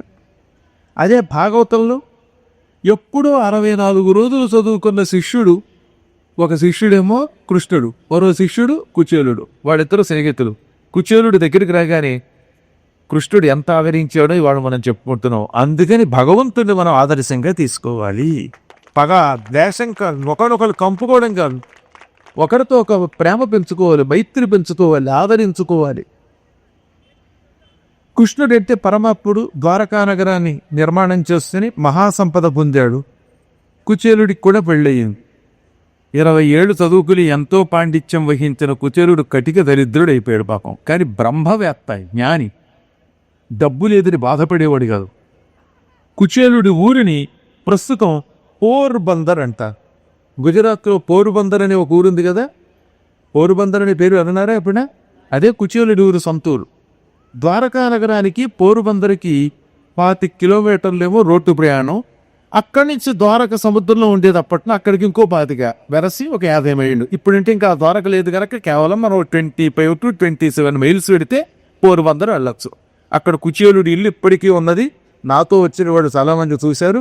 భవిష్యత్తులో మీరు ఎలాగో నాతో వస్తారు. నాకు ఒకసారి నేను వస్తే నన్ను పట్టుకుంటే పరమాత్ముడికి జీవుడికి ఉన్నటువంటి బంధం ఎటువంటిదో అటువంటి బంధం దృఢమైపోతూనే ఉంటుంది. పాపం కుచేలుడు ఆ పోరుబందర్లో సుధామపురంలో ఒక గుడిసెలో పడున్నాడు.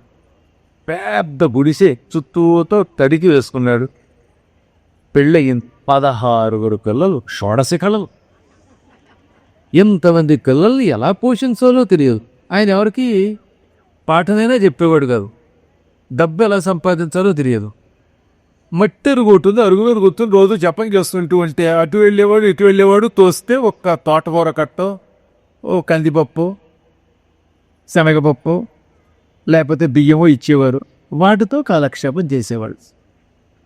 జనవర గోవినోద సుఖుడుకు చేలుండు నా నొప్పు విప్రునిండు మానధనుడు విజ్ఞాన రాగాది విరహిత స్వాంతుండు శాంతుండు ధర్మవత్సలుడు గనుడు విజితేంద్రియుడు బ్రహ్మవేత్త దారిద్ర్యంబు బాధింపవరుల కార్పణ్య వృత్తి నడుగబోవక తనకు తానబ్బినట్టి కాసు 10,000 నిష్కముల్గా దలంచి ఆత్మమోదించి పుత్రదారాభివక్ష ఒక విధంబున గటపుతునుండునంత.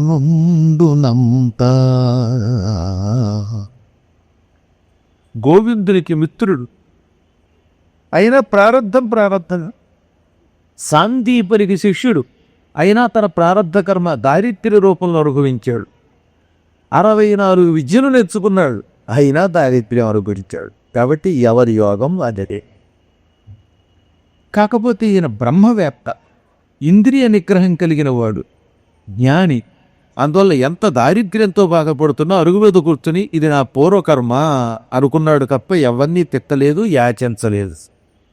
ఎంత దారిద్ర్యం బాధిస్తున్నా ఎవరి దగ్గరికి వెళ్ళి ఏమండో ఆకలితో చచ్చిపోతున్నాం అప్పు ఇవ్వండి అని అడిగేవాడు కాదు.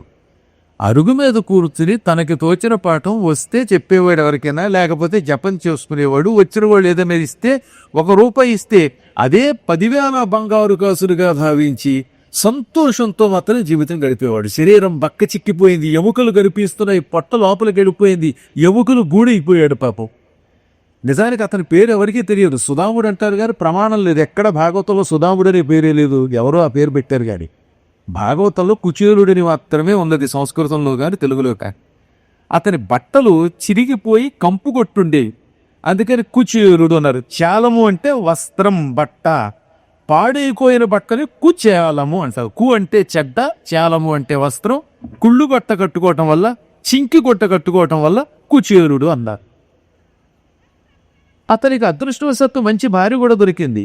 ఇలాంటి మొగుడితో ఎవరికి ఆక్షేపం చేస్తారండి ఎవరైనా? నీ మోహన్ తగలయ్య, ఇదేం బతుకురా బాబా, తిట్టి వెళ్ళిపోయేవారు ఎక్కువగా ఉంటారు. కానీ ఆవిడ మా ఆయన దేవుడు వచ్చారు. పూర్వం పతివ్రతలను ఉండేవారండి. ఆ పతివ్రతలకి భర్త కాదు, ఏ జీవితం నోటి వారు మాట్లాడేవారు కాదన్నమాట. అదొక కాలం. ఇప్పటికీ ఇంకా కొంతమంది ఉన్నారు అంటారు. ఒకసారి కాగడా పెట్టాయి వాంటూ సెర్చిదాం అని నేను లేదంటే ఈ మాట వ్యాసుదా మళ్ళీ రాబోయేది పడంతు బయటకు వచ్చాడు. ఆవిడ అలాగే ఏదో కాలక్షేపం చేస్తుంది. అదృష్టం దొడ్లో తోటకూర, బచ్చలి ఇటువంటివి ఉండేవి. రోజు తోటకూరే ఉడకబెట్టడం, ఎంత ఉప్పు వేయటం, ఆ పులుసు కొయ్యటం. అన్నం తిన్నది ఎంతకాలం అయిందో తెలియదు, అన్నం తిని ఎన్నాళ్ళు అయిందో తెలియదు బాబు. కర్నూలు రైసు లేదు, గొంతకల్లు రైసు లేదు, ఏ కందులు వారు అక్కడ లేరు, కందిపప్పు లేరు. అలా కాలక్షేపం ఏదో చేస్తారు బాబు. వాళ్ళు పిల్లలు ఎంతకాలం బతుకుతారండి ఇలాగైతే?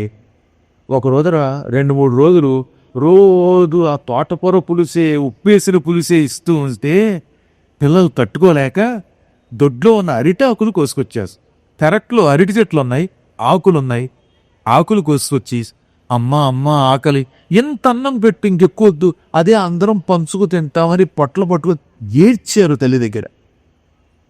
అసలు భాగవతంలో ఆ పద్యం చదువుతూ ఉంటే, చదువుతున్న మనకే కన్నీళ్ళు వస్తాయంటే ఆ తల్లికి ఎంత బాధ కలిగిందో ఆలోచించండి. లలిత పతివ్రత తిలకంబు తద్భార్య వంశాభిజాత్య దుస్సక దరిద్ర పీడచే కడునొచ్చి పెదవులు తొడుపుతూ శిశువులా కటి చిచ్చుచే కృషించి మలమలమాడుతూ మానసం బిర్యంగా పట్టెడోరమువాకు పెట్టువనుచు పత్రభాజన ధృతపాణులై తను జేరి వేడిన బీనులు సూడినట్లయైన ఒకనాడు వగచి నిజాదినాదు చేరి ఇట్లని పలికెనో జీవితేశ తట్టుముట్టాడు నట్టి పేదరికమిట్లు నంపదీని కుబాయమోహింపవైతి. పరమపతివ్రత అతని భార్య, అతనికి తగిన ఇల్లాలు. కష్టం ఎప్పుడూ భర్త దగ్గర చెప్పేది కాదు. చిరిగిపోయిన బట్టలతోటే ఎలాగో బతుకుతోంది. కానీ ఆమెకు కూడా ఒకనాడు హృదయం గాయపడింది, మనస్సునకు బాధ కలిగే ఘట్టం జరిగింది. దొట్లో ఉన్న అరిటాకులు కోసుకొచ్చి చిన్న చిన్న ఆకులు, చిన్న చిన్న పిల్లలు 16 ఏళ్ల దగ్గర నుంచి ఏడాది వరకు ఉన్న పిల్లలంతా అమ్మ దగ్గరకు వచ్చి, అమ్మ 3 రోజులైంది అన్నం తిని, ఆ తోటకూర సహించట్లేదు, ఆకలికి శరీరం అంతా ఒడిగిపోతోంది, కడుపు తిప్పుతోంది, ఎంత అన్నం పెట్టమ్మా, ఒక గుప్పెడు పెడితే అందరం తలో మెతుకు పంచుకుని తింటా ఉన్నారు పాపం. ఇంత పెట్టమని అడిగితే అప్పుడు కన్నీళ్లు తుడుచుకుని వాళ్ళకి అన్నం పెట్టలేక ఏడుస్తూ భర్త దగ్గరికి వెళ్ళేది. ఆయన అక్కడ కూర్చుని వీధి మీద వ్యాకరణం చదువుకుంటాడు అనమాట. అకుహ సెద్దినియాలంకంట. దాంతో కొంచెం మండింది. ఎంత పతివ్రతకైనా అప్పుడప్పుడు మండుతుందండి. అత్తగారు సక్రమంలేగా లేకపోతే పతివ్రత అని అన్నిటికీ తై అంటే వాడు సర్వనాశనం అయిపోతాడు. కాబట్టి మొగుడు తాగుబోతేనప్పుడు అప్పడాల కరతో నెత్తి మీద 4 కంటే ఎక్కువ కొట్టకూడదు. 5వ దెబ్బ కొట్టి వాడు వెళ్ళిపోతే ప్రమాదం కనుక కొంచెం కొట్టేటప్పుడు సావకుండా కొట్టండి సుమా. మరి కొట్టమన్నారు గురువు గారు అని మరి నా మీద పెడి వాడు చంపేవారు కాదు. చిన్న చిన్న దెబ్బలు కొట్టి ఓరి నీ మొహం తగలయ్యా, తాగుబోతునే కష్టమే అని బుద్ధి చెప్పచ్చట భార్య. భర్త ఎప్పుడైనా చెడు త్రోవన పెడుతున్నప్పుడు ధర్మం చెప్పడం భార్య కర్తవ్యం. పాప ఆయన మహాత్ముడు కాదనండల్లా, కానీ కుటుంబ పోషణ పట్టించుకోకుండా ఉంటేలాగా. అందుకని భర్త దగ్గరకు వచ్చి స్వామి ఎప్పుడు అరుగు మీద కూర్చుని జపం చేసుకుంటే భగవంతుడు అనుగ్రహిస్తాడా? గాలిలో దీపం పెట్టి దేవుడా అంటే అది ఆరకుండా ఉంటుందా? ప్రతి వ్యక్తి తన ప్రయత్నం తాను చేసి తన కుటుంబాన్ని పోషించుకోవాలి. ప్రయత్నం చేస్తే అప్పుడు భగవంతుడి యొక్క అనుగ్రహం కలుగుతుంది. నువ్వు అది పట్టించుకోకుండా అరుగు మీద కూర్చుంటే ఎంతకాలం పిల్లలకి భోజనం దొరుకుతుందో ఆలోచించు. దారిద్ర్యం అంతకంతకి పెచ్చు పెరిగిపోతున్నది. ఇలా అయితే మనందరం నిలువున వాడి చచ్చిపోతాం. మీ అదృష్టం 64 రోజుల పాటు కృష్ణుడితో కలిసి చదువుకున్నావు. నీకు బాలస్నేహితుడైన ఆ బాల్యసకుడైన పద్మపత్రుని ఎత్తుని కృష్ణుడిని చూడటానికి వెళ్ళామనుకో, కృష్ణానుగ్రహం కలిగితే ముందు ఇహము తర్వాత పరము రెండూ లభిస్తాయి. వెళ్ళవయ్యా. ఆయన ఎటువంటి వాడు? వరదుడు సాజుభక్త జన వత్సలుడు ఆర్తశరణ్యుడు ఇందిరావరుడు దయాపయోధి భగవంతుడు కృష్ణుడు తా కుశస్థలీపురమున యాదవ ప్రకరవు భజింపగనున్నవాడు నీవరిగిన నిన్ను చూచి విభుడప్పుడ ఎచ్చునూన సంపదల్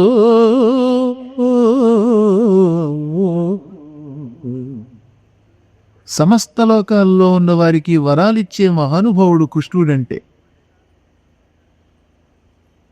వరాలిచ్చేవాడు కదా అని కనిపించిన అందరికీ ఇచ్చేస్తాడా? సాధువులు భక్తుల మీద ఎక్కువ ప్రేమ చూపిస్తాడు. ఇప్పుడు మీరు అందరూ వరాలు అడుగుతున్నారు, కానీ అందరికీ ఒకేసారి ఇవ్వడు ఆయన. అందులో ఎవరు సాధువులో ఎవరు భక్తులో తెలుసుకుని ముందు వారికి వరాలు ఇస్తాడు. మళ్ళీ వేళ్లలో కూడా ఆర్తులను ఉంటారు, ఎక్కువ కష్టంలో ఉండి బాధపడుతున్న వాడు ఉంటారు, వాళ్ళ దగ్గరకు ముందు పెడతాడు. అందుకని ఆర్తశరణ్యుడు అన్నాడు. ఆర్తశరణ్యుడు కావాలంటే వాడి దగ్గర ఉండాలి. ఎవడో కష్టంలో ఉన్నాను రక్షించమంటే వాడికి ఇవ్వాలంటే ముందు మన దగ్గర ఉండాలిగా. ఆయన ఇందిరావరుడు, లక్ష్మీ వల్ల కూడా ఆయన దగ్గర లక్ష్మి ఉంది. లక్ష్మి భర్త అయితే ఎవడ అదృష్టమైనా సరే తన్నుకు వస్తుందని శాస్త్రం. ఆయన దగ్గర పక్కనే లక్ష్మి ఉన్నది కాబట్టి ఇస్తారు. ఆయన భగవంతుడు. ఐశ్వర్యస్య సమగ్రస్య వీర్యస్య యశస్శ్రియ జ్ఞాన వైరాగ్యయోస్తేవ షణ్ణాంవర్గో భగస్మృత. భగ అంటే 6 అర్థాలు ఉన్నాయి. 6 ఉంటే దాన్ని భగ అంటారు. ఏమేంటారు? అందరినీ పరిపాలించే ప్రభుత్వ శక్తి, ఎవరినైనా పరిపాలించగలిగే పాలనా సామర్థ్యం 1. రెండోది వీరత్వం ఉండాలి, యశస్సు కీర్తి ఉండాలి, 4 సంపద ఉండాలి, 5 జ్ఞానం ఉండాలి, 6 వైరాగ్యం ఉండాలి. ఈ 6ంటిని సంస్కృతంలో భగ అంటారు. భగ కలిగిన వాడు గనక భగవాన్ అన్నారు పరమాత్మని. అదే స్త్రీలింగంలో భగవతి అంటే ఈ 6 లక్షణములు ఉంటేనే భగవంతుడు అంటే. ఎవరిని పడితే వాడిని భగవంతుడు అన్నారు లేదు. సమస్త లోకాల్ని పరిపాలించే శక్తి, కీర్తి, సంపద, జ్ఞానం, వైరాగ్యం, వీరత్వం ఈ 6 లక్షణములు ఉన్న పరమాత్ముడు ఆయన ద్వారకా నగరంలో ఉన్నాడు. ప్రస్తుతం ద్వారకని రాజధానిగా చేసుకుని ప్రపంచాన్ని పరిపాలిస్తున్నాడు. యాదవులందరూ ఆయన్ని సేవిస్తూ ఉండగా అక్కడున్నాడు కుశస్థలీపురంలో. నీవు వెడితే నిన్ను చూడగానే కోరిన సంపదలన్నీ ఇస్తాడు, ఆలస్యం చేయకుండా వెళ్ళు. ఎంతలో నీకు అనుమానం వచ్చింది? ఎప్పుడో 64 రోజులు చదువుకున్నాం ఇద్దరం కలిసి. ఆ తర్వాత మేము విడిపోయాం. ఎన్ని ఏళ్ళు గడిచిపోయింది? ఈ 68 ఏళ్ళు వచ్చే ఎప్పటికే కుచేలడుకు. ఆయన పెద్దవాడు, నేను పెద్దవాడిని. మాకు పిల్లలు వచ్చారు, పెద్దవాళ్ళు అయ్యారు. ఆయన మహాప్రభు, నేనేమో నిరుపేదని. ఇన్నేళ్ల తర్వాత మిత్రమా అంటూ లేనిపోని మైత్రిని లెటించి ఆయన దగ్గరికి వెడితే ఆయన ఏమన్నా అనుకుంటాడేమో. కష్టంలో ఉన్నప్పుడే మిత్రుడు గుర్తుకొచ్చాడా, ఉత్తప్పుడు గుర్తుకు రాలేదా అంటాడేమో అని కొత్త అనుమానం వచ్చింది ఇంత జ్ఞానికి కూడా. ఎందుకని ఒక్క పెళ్ళికి కూడా ఇన్విటేషన్ పంపలేదు. కృష్ణుడు వాట్సాప్లోనూ పంపలేదు, ఈయన కనీసం మెసేజ్ పంపలేదు. మీరు ఎంత మంచివాళ్ళండి. డాక్టర్ గారు హరికృష్ణ గారు చెప్తున్నారు, మేమేం పెద్దగా ప్రచారం చేయలేదు, బ్యానర్లు వేసామండి, అయినా సరే భక్తితో వచ్చారు, వీళ్ళు కదా జ్ఞానులు అంటే. అందుపట్ల కట్టారు, ఫ్లెక్సీలు ఉన్నా రావాలి కదా. కాబట్టి దీన్ని బట్టి కర్నూలులో మహాత్ములు ఉన్నారనే మాట సత్యం. అప్పుడప్పుడు అందుకే వస్తానులేండి, ఎప్పుడైనా అవకాశం అన్నప్పుడు நிறைய மொழி தோதால் ஆடி இன்னொரு சதா అందువల్ల నేను ఇన్నాళ్ల తర్వాత కనీసం పెళ్ళిళ్ళు కూడా చేసుకున్నప్పుడు కూడా ఒకళ్ళొకడు పిలుచుకోలేదే, పిల్లలు పుట్టాక పిలుచుకోలేదే, ఇప్పుడు ఎలా వెళ్ళనంటావేమో ఆ గంగక్కర్లేదండి ఆవిడ. ఎందుకంటే ఆయన కరుణాస్వరూపుడు, ఇవేం పట్టించుకోండి. కలలోనంతను ముందెరుంగలి మహా కష్టాత్ముడైనట్టి దుర్బలుడా పత్సమయంబునన్ నిజ పదాబ్జాతంబులంబులో తలపన్ అంతన మెచ్చి ఆర్తిహరుడై తన్నైనయుచ్చు సునిశ్చల భక్త్యో భజయుతువాది కెడడే సంపద్విశేషోన్నతుల్. పరమాత్ముడు ఎంత గొప్పవాడే ఈ పద్యంలో చెప్పారు. ఒకడున్నాడు, కలలో కూడా ఒక్కనాడు కూడా కృష్ణుడిని తలుచుకోలేదు, పైగా కృష్ణుడిని తిట్టాడు.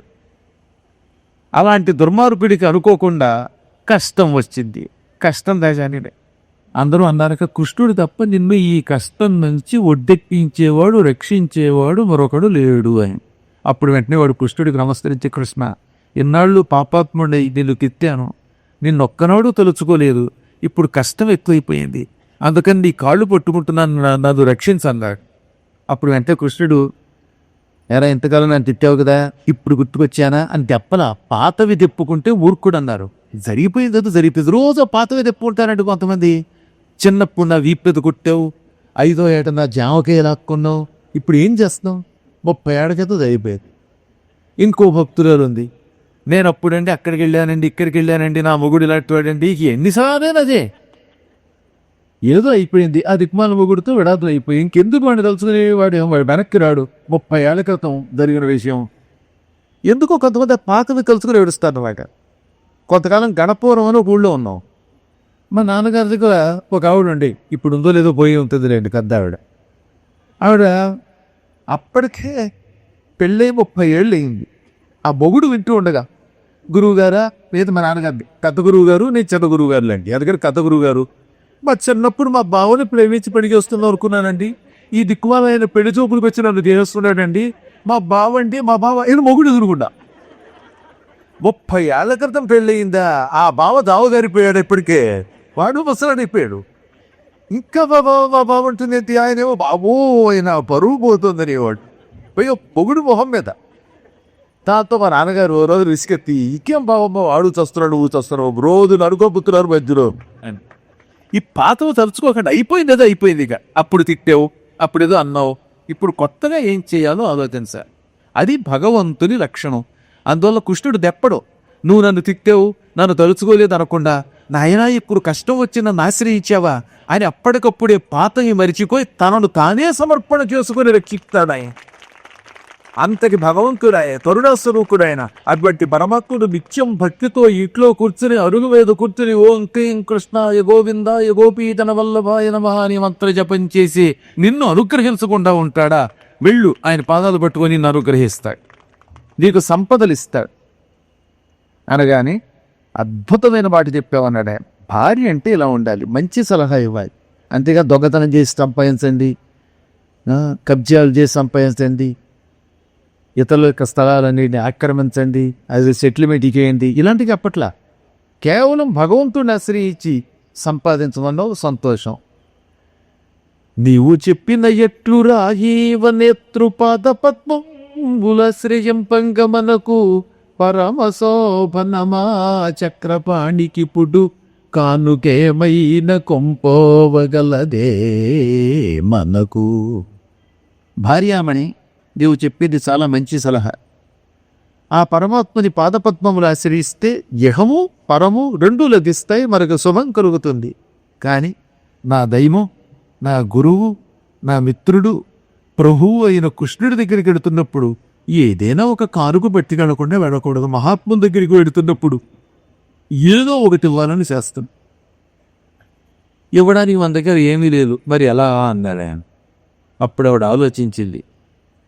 వాళ్ళ కోసమైతే వాళ్ళ జీవితంలో ఎప్పుడూ ఎవరిని ఏమీ అడగలేదండి. వాళ్ళకు ఒక నియమం ఉంది, తమ కోసం సామాన్యులు ఎవరిని యాచించరు, ఒక్క దేవుణ్ణి తప్ప. ఇప్పుడు కృష్ణుడి కోసమని యాచించింది మొదటిసారిగా. దీన్ని బట్టి శాస్త్రం ఏం చెబుతున్నది? తమ కోసం అడగకూడదు, కానీ మంచి కార్యక్రమముల కోసం అడగచ్చు. గుడి కడుతున్నావు అడగచ్చు, ఓ సత్రం కడుతున్నావు అడగచ్చు, ఓ అన్నదానం నడుపుతున్నావు అడగచ్చు, ఓ మంచి పనికి అడగాలి. మన కోసం అడగకూడదు. ఓసారి నా దగ్గర కూడా వచ్చాడు, మేము ఆశ్రమం కొడుతున్నామండి, చందా ఇవ్వండి అన్నాడు. చందా ఇవ్వబోతూ ఏం ఆశ్రమం అంటే గృహస్థాశ్రమం అండి అన్నాడు. గృహస్థాశ్రమం కాబట్టి గృహస్థాశ్రమం అందరూ పెట్టుకుంటారు, దానికి డోలు ఎక్కువ. కాబట్టి వాటికి అడగకూడదు, కానీ మంచి పనులకు అడగడం చాలా మంచి పని అట. అసలు ఒంటరిగా చేయకూడదు మంచి పనులు. నిజంగా ఒక ఆయనకి కోట్లు ఉన్నాయి, ఆ కోట్లన్నీ ఖర్చుపెట్టి అన్నం పెట్టగలడు, కానీ అలా చేయకూడదు. అందరి దగ్గర తలో 10 రూపాయలు అడిగి తీసుకుని దానితో చెయ్యాలి అని చేస్తాం. గుడులు కట్టేటప్పుడు కూడా అంతే. ఇప్పుడు కృష్ణుడనే పరమాత్మ దగ్గరికి వెడుతున్నాడు కనుక ఆవిడేం చేసింది, పక్కింటికి వెళ్ళింది. యా చెప్తవా చతురో ముష్టిన్ విప్రాన్ పృథుక తండులా అని వేదవ్యాసుల వారు సంస్కృత భాగవతంలో రాశారు. పక్కనే ఉన్న బ్రాహ్మణుల ఇంటికి వెళ్ళి 4 గుప్పెళ్ళు అటుకులు యాచించి తెచ్చింది. అవి ముక్కిపోయేవి కాదు. కాబట్టి ఎవడైనా తాత్పర్యంలో ముక్కిపోయినా రాస్తే అది అన్యాయం. వాళ్ళ ఇంట్లో పాడైపోయిన అటుకులు ఉన్నాయి, ఓ పట్టుకెళ్ళిందని ఎవడో చెప్పాడు, ఉట్టి అబద్ధం. అది సంస్కృతం చదువుకోకపోతే చదువుకోవాలి, తాత్పర్యం రాయడం చేతకపోతే అడిగి ఎవడన్నా పక్కవాడిని తెలుసుకోవాలి. ఎక్కడ మాట వరుసకు కూడా ముక్కిపోయినా పాడైపోయిన అటుకులని రాయలా. పక్క బ్రాహ్మణుల ఇంటికెళ్ళి 4 పిడికిళ్ళు అటుకులు తీసుకొచ్చింది. ఆ రోజుల్లో పాడైపోయిన వస్తువులు దానం చేసేవారు కాదు. చిరిగిపోయి ఎందుకు పెరిగినారు 10 రూపాయలు రహస్యంగా అక్కడ వేసి వెళ్ళిపోయేవారు కాదు. కొంతమంది వేస్తూ ఉంటారు. నోటిని ప్రపంచంలో మానవమాత్రుడు ఎవడో తీసుకోడు, కుండీలో వేసి పారేసి మళ్ళీ అలా వేసి వెళ్ళిపోడు. ఎంత పాపం అది. ఈ పరికిమాలవి ఇవ్వడం కంటే పాపం మరొకట్లేదు. ఆ పడంగా ఇంత కవర్ ఒకటి తయారు చేసి ఓ రోజు మా డాక్టర్ గారి చేతిలో పెట్టారు. ఆయన అనుకున్నారు అన్నదానానికి ఏదో 1,00,000 రూపాయలు ఇచ్చారు, అందులో లేదు థ్యాంక్స్. ఇంత కవర్లో థ్యాంక్స్ అని రాసి కార్డు పెట్టడం ఎందుకు చెప్పండి. కాగితం వదిలి పెడితే చూసేవాడు ఏమనుకుంటాడు, ఏదో ఇంత గంప తయారు చేసి అందులో ఇంత కవర్ పెడితే పాప ఏదో వచ్చింది అనుకుంటారు. తీరా చూస్తే అందులో ఉండదు, ఓ స్లోగను, ఓ దిక్కుమల్ల కాగితం తెల్లకాయ. ఎందుకు దానికంటే ఇవ్వకపోతే నష్టం ఏంటి చెప్పండి. బరీగా ఈ బామన్కే హక్కు అన్నట్టు అని ఇస్తే శుభ్రంగా ఇవ్వాలి. ఈ చిరిగిపోయినవి చెత్త చెదారం ఎరుగు పరికరాలు అన్నీ దానాలు చేస్తే ఇలాంటి వాళ్ళు వచ్చే జన్మలో కూడు గుడ్డ లేక అల్లాడిపోతూ ఎంత అన్నం అంటే ఎండమ్మాయ్ అని అడుక్కునే వాళ్ళే పుడతారని గరుడ పురాణంలో రాశారు, మార్కండేయ పురాణంలో రాశారు. 1000 గరిగితే వేద్దాం, లేకపోతే ఓ దండం పెట్టిపోదాం, ఏం చేస్తాం. అందులో మంచి అటుకులే యాచించి తెచ్చింది. కానీ తీరా విచిత్రం ఏంటంటే అటుకులు తెచ్చింది, కానీ ఈ అటుకులు పంపిద్దామంటే ఇంట్లో ఒక క్యారీ బ్యాగ్ లేదు, ఒక డబ్బా కూడా లేదు. ఎంత అన్యాయం చూసారా. అయ్యో, ఎలా పెట్టలేదు అటుకులు. కనీసం ఇలాంటి ఒక బొడ్డైనా ఉంటే అందులో కట్టేవి. కానీ ఆవిడకి ఒక ఆలోచన వచ్చింది. భర్త గారికి పైన ఒక కండువ ఉంది, ఆ కండువ చిల్లులు పడిపోయి ఉంది, చెమ్మ చిల్లులు, పాడైపోయిన చిల్లులతో కూడిన మాసిపోయిన కండువ. ఆ కండువాని మడతల మీద వేసి ఆ మడతల మధ్యలో ఒలిగిపోకుండా జాగ్రత్తగా అడ్డుగులేసి మూట కట్టింది. ఎంత కష్టమో చెప్తా. భర్త శిథిల వస్త్రంబు కొంగున, శిథిలమైపోయిన వస్త్రం యొక్క కొంగున పృథుక తండులముల నొకొని ముడిచి నెయ్యమున నడప సరియ గోవింద దర్శనోత్సాహరియవచ్చు. అంటే ఆ బట్ట ఎంత పాడైపోయిందో ఆలోచించాలి. అలా మడతలు వేసి జాగ్రత్తగా మేనేజ్ చేసి మూట కట్టింది. ఆ అటుకులు మూట కట్టి బుధం మీద వేసి ఇక వెళ్ళి రమ్మనగానే అమ్మయ్యారు గోవిందుని దగ్గరికి బయలుదేరాడు. వెడుతున్నంతసేపు లోపల అనుమానమే, నేను అక్కడ దాకా వెళ్ళగలనా, వెడితే మాత్రం కృష్ణుడి దర్శనం అవుతుందా అని ఎంత అనుమానించాడో పాపం లోపల. ద్వారకా నగరంబు నేరీతి దొత్తునో భాసురాంతఃపురవాసి అయినా అప్పుండరీకాక్షునకిలేసు నిబ్బంగి దర్శింపగలను తద్వార పాలురు ఎక్కడి విప్రుడ విందేల వచ్చదవని ఎడ్డపెట్టిరేనప్పుడు వారికేమైనా పరిదానమిచ్చి ఏ గదనన్న ఊహ్యూప అర్ధశూన్యుండ నేను అయిన నా భాగ్యమతని దయార్ద్ర దృష్టి కాక తలపోయ ఉండేమి కలదటనోచు. నేను కాలినడకన అన్ని మైళ్ళు ద్వారకానగరం దాకా నడవగలనా? పోని అలసటతో ఉన్న కష్టపడి ద్వారకా నగరానికి వెళ్ళి సముద్రం మధ్యలో ఉన్న ద్వారకలో చేరతాననుకుందాం. చేరాక కృష్ణుడి దగ్గరికి ఎలా పెడతా? కృష్ణుడు ఎక్కడో అంతఃపురంలో ఉంటాడు. పైగా 16,108 భార్యల్లో ఏ అంతఃపురంలో ఉంటాడో? ఇన్ని బిల్డింగులు వెతకడానికే జీవితం సరిపోదు. గూగుల్ మ్యాప్ పొడుతుంది తిరగాలి. తీరా అంతఃపురం దగ్గరికి వెళితే కాపలా వాళ్ళు వెళ్ళనిస్తారా? కృష్ణుడి యొక్క భవనాల దగ్గర కాపలా వాళ్ళు కట్టుదిట్టంగా ఆయుధాలు పుచ్చుకొని కాపలా కాస్తూ ఉంటారు. ముష్టెత్తుకున్న శరీరంతో ఉన్న నేను అక్కడికి వెడితే, ఎవడెవరో నువ్వు ఇక్కడికి వచ్చావు అని కర్రలు పెట్టి అడ్డం కొడితే అప్పుడు ఏం చెయ్యగలను? పోని కాపలా వాళ్ళకి ఏదైనా లంచం ఇచ్చి పెడదామంటే నా దగ్గరే ఉంది బూడి తప్ప అన్నాడే. అంటే దీన్ని బట్టి లంచాలు అప్పుడు కూడా ఉన్నాయండోయ్. కృష్ణుడి దగ్గరికి లేవు, కానీ దుర్యోధనుడి దగ్గరికి నాకు ఎవరైనా వెళ్ళాలంటే ఇవ్వాల్సిందే. దుర్యోధనుడు ఎవరు పెడతారు? అసలు ఫ్యాక్షన్ లిస్ట్ వాడే. వాడి దగ్గరికి వెళ్ళాలంటే మంచి లంచం ఇవ్వాలి. పరిధానం అనే పదం వాడారు ఆ రోజుల్లోనే, లంచం అనే పదం. వారికి ఏదన్నా పరిధానం ఇచ్చి లోపల కడదామంటే నా దగ్గర ఏమీ లేదు. అయినా ఇన్ని పిచ్చి ఆలోచనలకి వస్తున్నాను కానీ కరుణాస్వరూపుడైన కృష్ణుడి దగ్గర లంచాలు ఏమిటి? భక్తియే లంచం. భగవంతుడి పొందడానికి భక్తి కంటే గొప్ప లంచం లేదు. నా అదృష్టం మంచిది, ఆయన దయార్ద్ర దృష్టి గొప్పది అనుకుంటూ కృష్ణ కృష్ణ కృష్ణ అనుకుంటూ అలా అంతఃపురం దగ్గరికి అడుగు పెట్టాడు. అందులో ఎక్కడ కృష్ణుడున్నాడని ఎక్కువ వెతకుండా రావడమే ముందే ఒక బిల్డింగ్లో గడిపాడు. ఈయన అదృష్టం పుచ్చింది.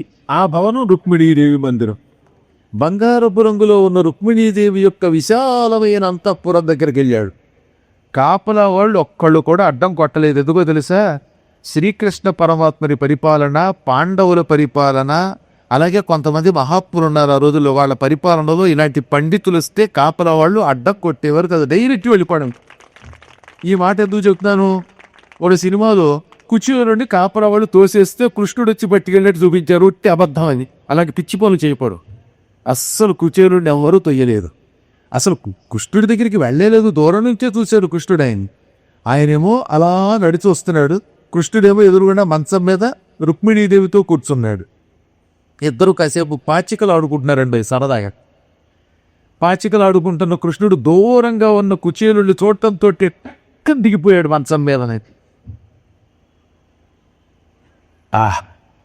అప్పుడు ఆయన కళ్ళు ఎలా ఉన్నాయట, మెరిసాయన్నాడంతే. అద్భుతమైన 2 పద్యాలు రాశారు అక్కడ.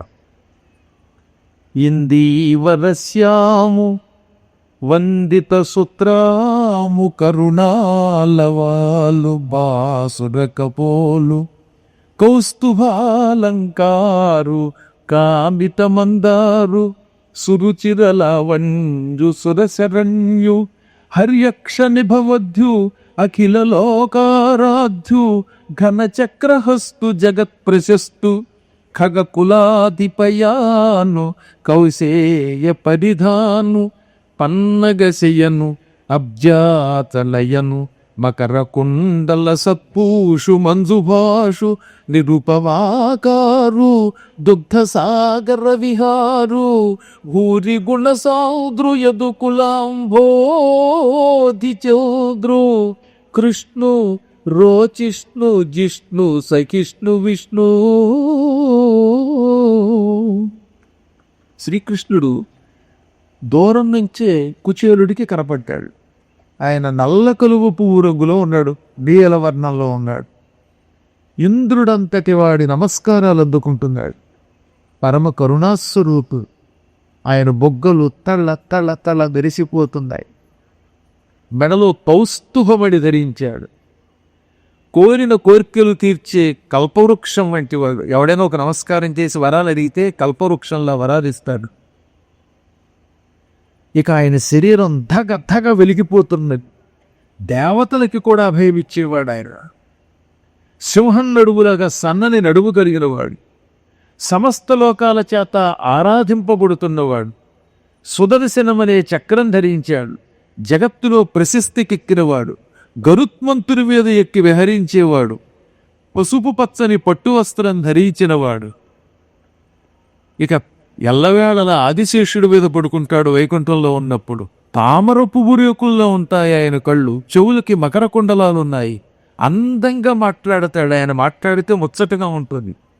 ఆ ఆకారాన్ని, ఆయన సౌందర్యాన్ని దేనితో పోల్చలేం. పోల్చడానికి వీలు కానంత సౌందర్యం కలిగిన వాడు, క్షీర సముద్రంలో విహరించేటటువంటి వాడు. ఇక యదువంశం ఒక సముద్రం అయితే యాదవ వంశం అనే సముద్రమునకు చంద్రుడు వంటి వారు. విష్ణు అంటే అంతగా వ్యాపించేవాడు. జిష్ణువు జయం తప్ప అపజయం ఎరగనివాడు. రోచిష్ణుడు కాంతి కలిగినవాడు. సహిష్ణుడు సహనగుణం అంతకంతకీ పెంచుకుంటున్నవాడు. అటువంటి ఆకర్షణీయ స్వరూపం కలిగిన పరమాత్మను చూచాడు. కృష్ణుడు అంటే ఆకర్షింపబడేటటువంటి ఆకారం కలిగిన వాడు. కృష్ణుడు చూస్తే ఎవరైనా ఆకర్షణకు లోనవ్వవలసిందే. కర్షయతి ఇది కృష్ణ, ఆకర్షించువాడు కనుక కృష్ణుడు అన్నారు. ఇంకో అర్థం కృష్ణ అంటే నల్లనివాడు అని అర్థం. అటువంటి కృష్ణుడి చూసి దగ్గరికి వెళ్ళే లోపే ఈయన ఆయన్ను చూచాడు. అప్పుడు కృష్ణుడి కళ్ళు తామర పువ్వుల్లా కదిలే. కని దాయంజనునంత కృష్ణుడు దళకంజాక్షుడ పేద విప్రునిన శ్రాంత దరిద్ర పీడితు కృషీభూతాంగుజేర్నాంబరున్ ఘన కృష్ణాతుద చిత్తు హాస్య నిలయున్ ఖండోత్తరీయున్ కుచేలుని అల్లంతన చూచి సంభ్రమ విలోలుండయి దిగంతల్పమున్. ఆయనేమో ఈయన చూచాడు, ఈయన ఆయన్ని చూచాడు. ఇద్దరు ఒకేసారి ఒకరినొకరు చూసుకున్నారు. కుచేలుండి చూడడంతో కృష్ణుడు కూర్చున్న మంచం మీద నుంచి చెంగున దూకేశాడు అన్నమాట. విత్రుడు కనబడితే అంత ఆనందం కలగాలి. మిత్రమా వచ్చావా అని కూర్చున్న చోటు చేద్దా అని పిలవలేదు. మంచం నుంచి కిందకి టక్కన దిగాడు. ఆయన కళ్ళు కదులుతున్న తామర పువ్వుల్లో ఉన్నాయన్నారు. తామర పూరేకుల్లో అందంగా ఉంటాయి, కానీ కదులుతున్న తామరలు, వికసించిన తామరలు అయ్యాయి, ప్రకాశిస్తున్న తామర పువ్వులు అయ్యాయి. అంటే అర్థం ఏంటండి, మన ఇంటి ఎవరైనా వచ్చేటప్పుడు అలాగే చూస్తున్నామంటే వాడు రావడం మనకి పెద్దగా ఇష్టం లేదా. అదే మనకి ఇష్టం అయితే వచ్చావా అని కళ్ళు తిప్పుతున్నావు లేదా. కళ్ళు ఇలా చేసామంటే ఆ కళ్ళలో మెరుపులు కనబడ్డాయంటే వాడు రావడం ఇష్టం. కాబట్టి కళ్ళని బట్టి అర్థం చేసుకోవచ్చు వచ్చేవాడు అంటే మనకి ఇష్టం ఉందో లేదు.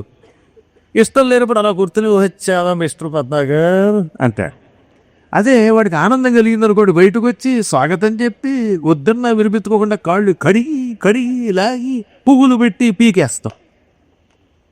అదలా కృష్ణ పరమాత్ముడి కంటిని బట్టి అర్థమైపోయింది ఆయనకి కుచేలుడంటే ఎంత ఇష్టం.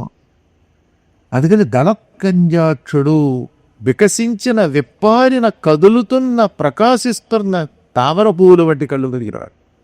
ఆ పేద విప్రుణ్ణి చూచాడు. వాడు ఒళ్ళంతా చెమట కొట్టుకుపోయింది.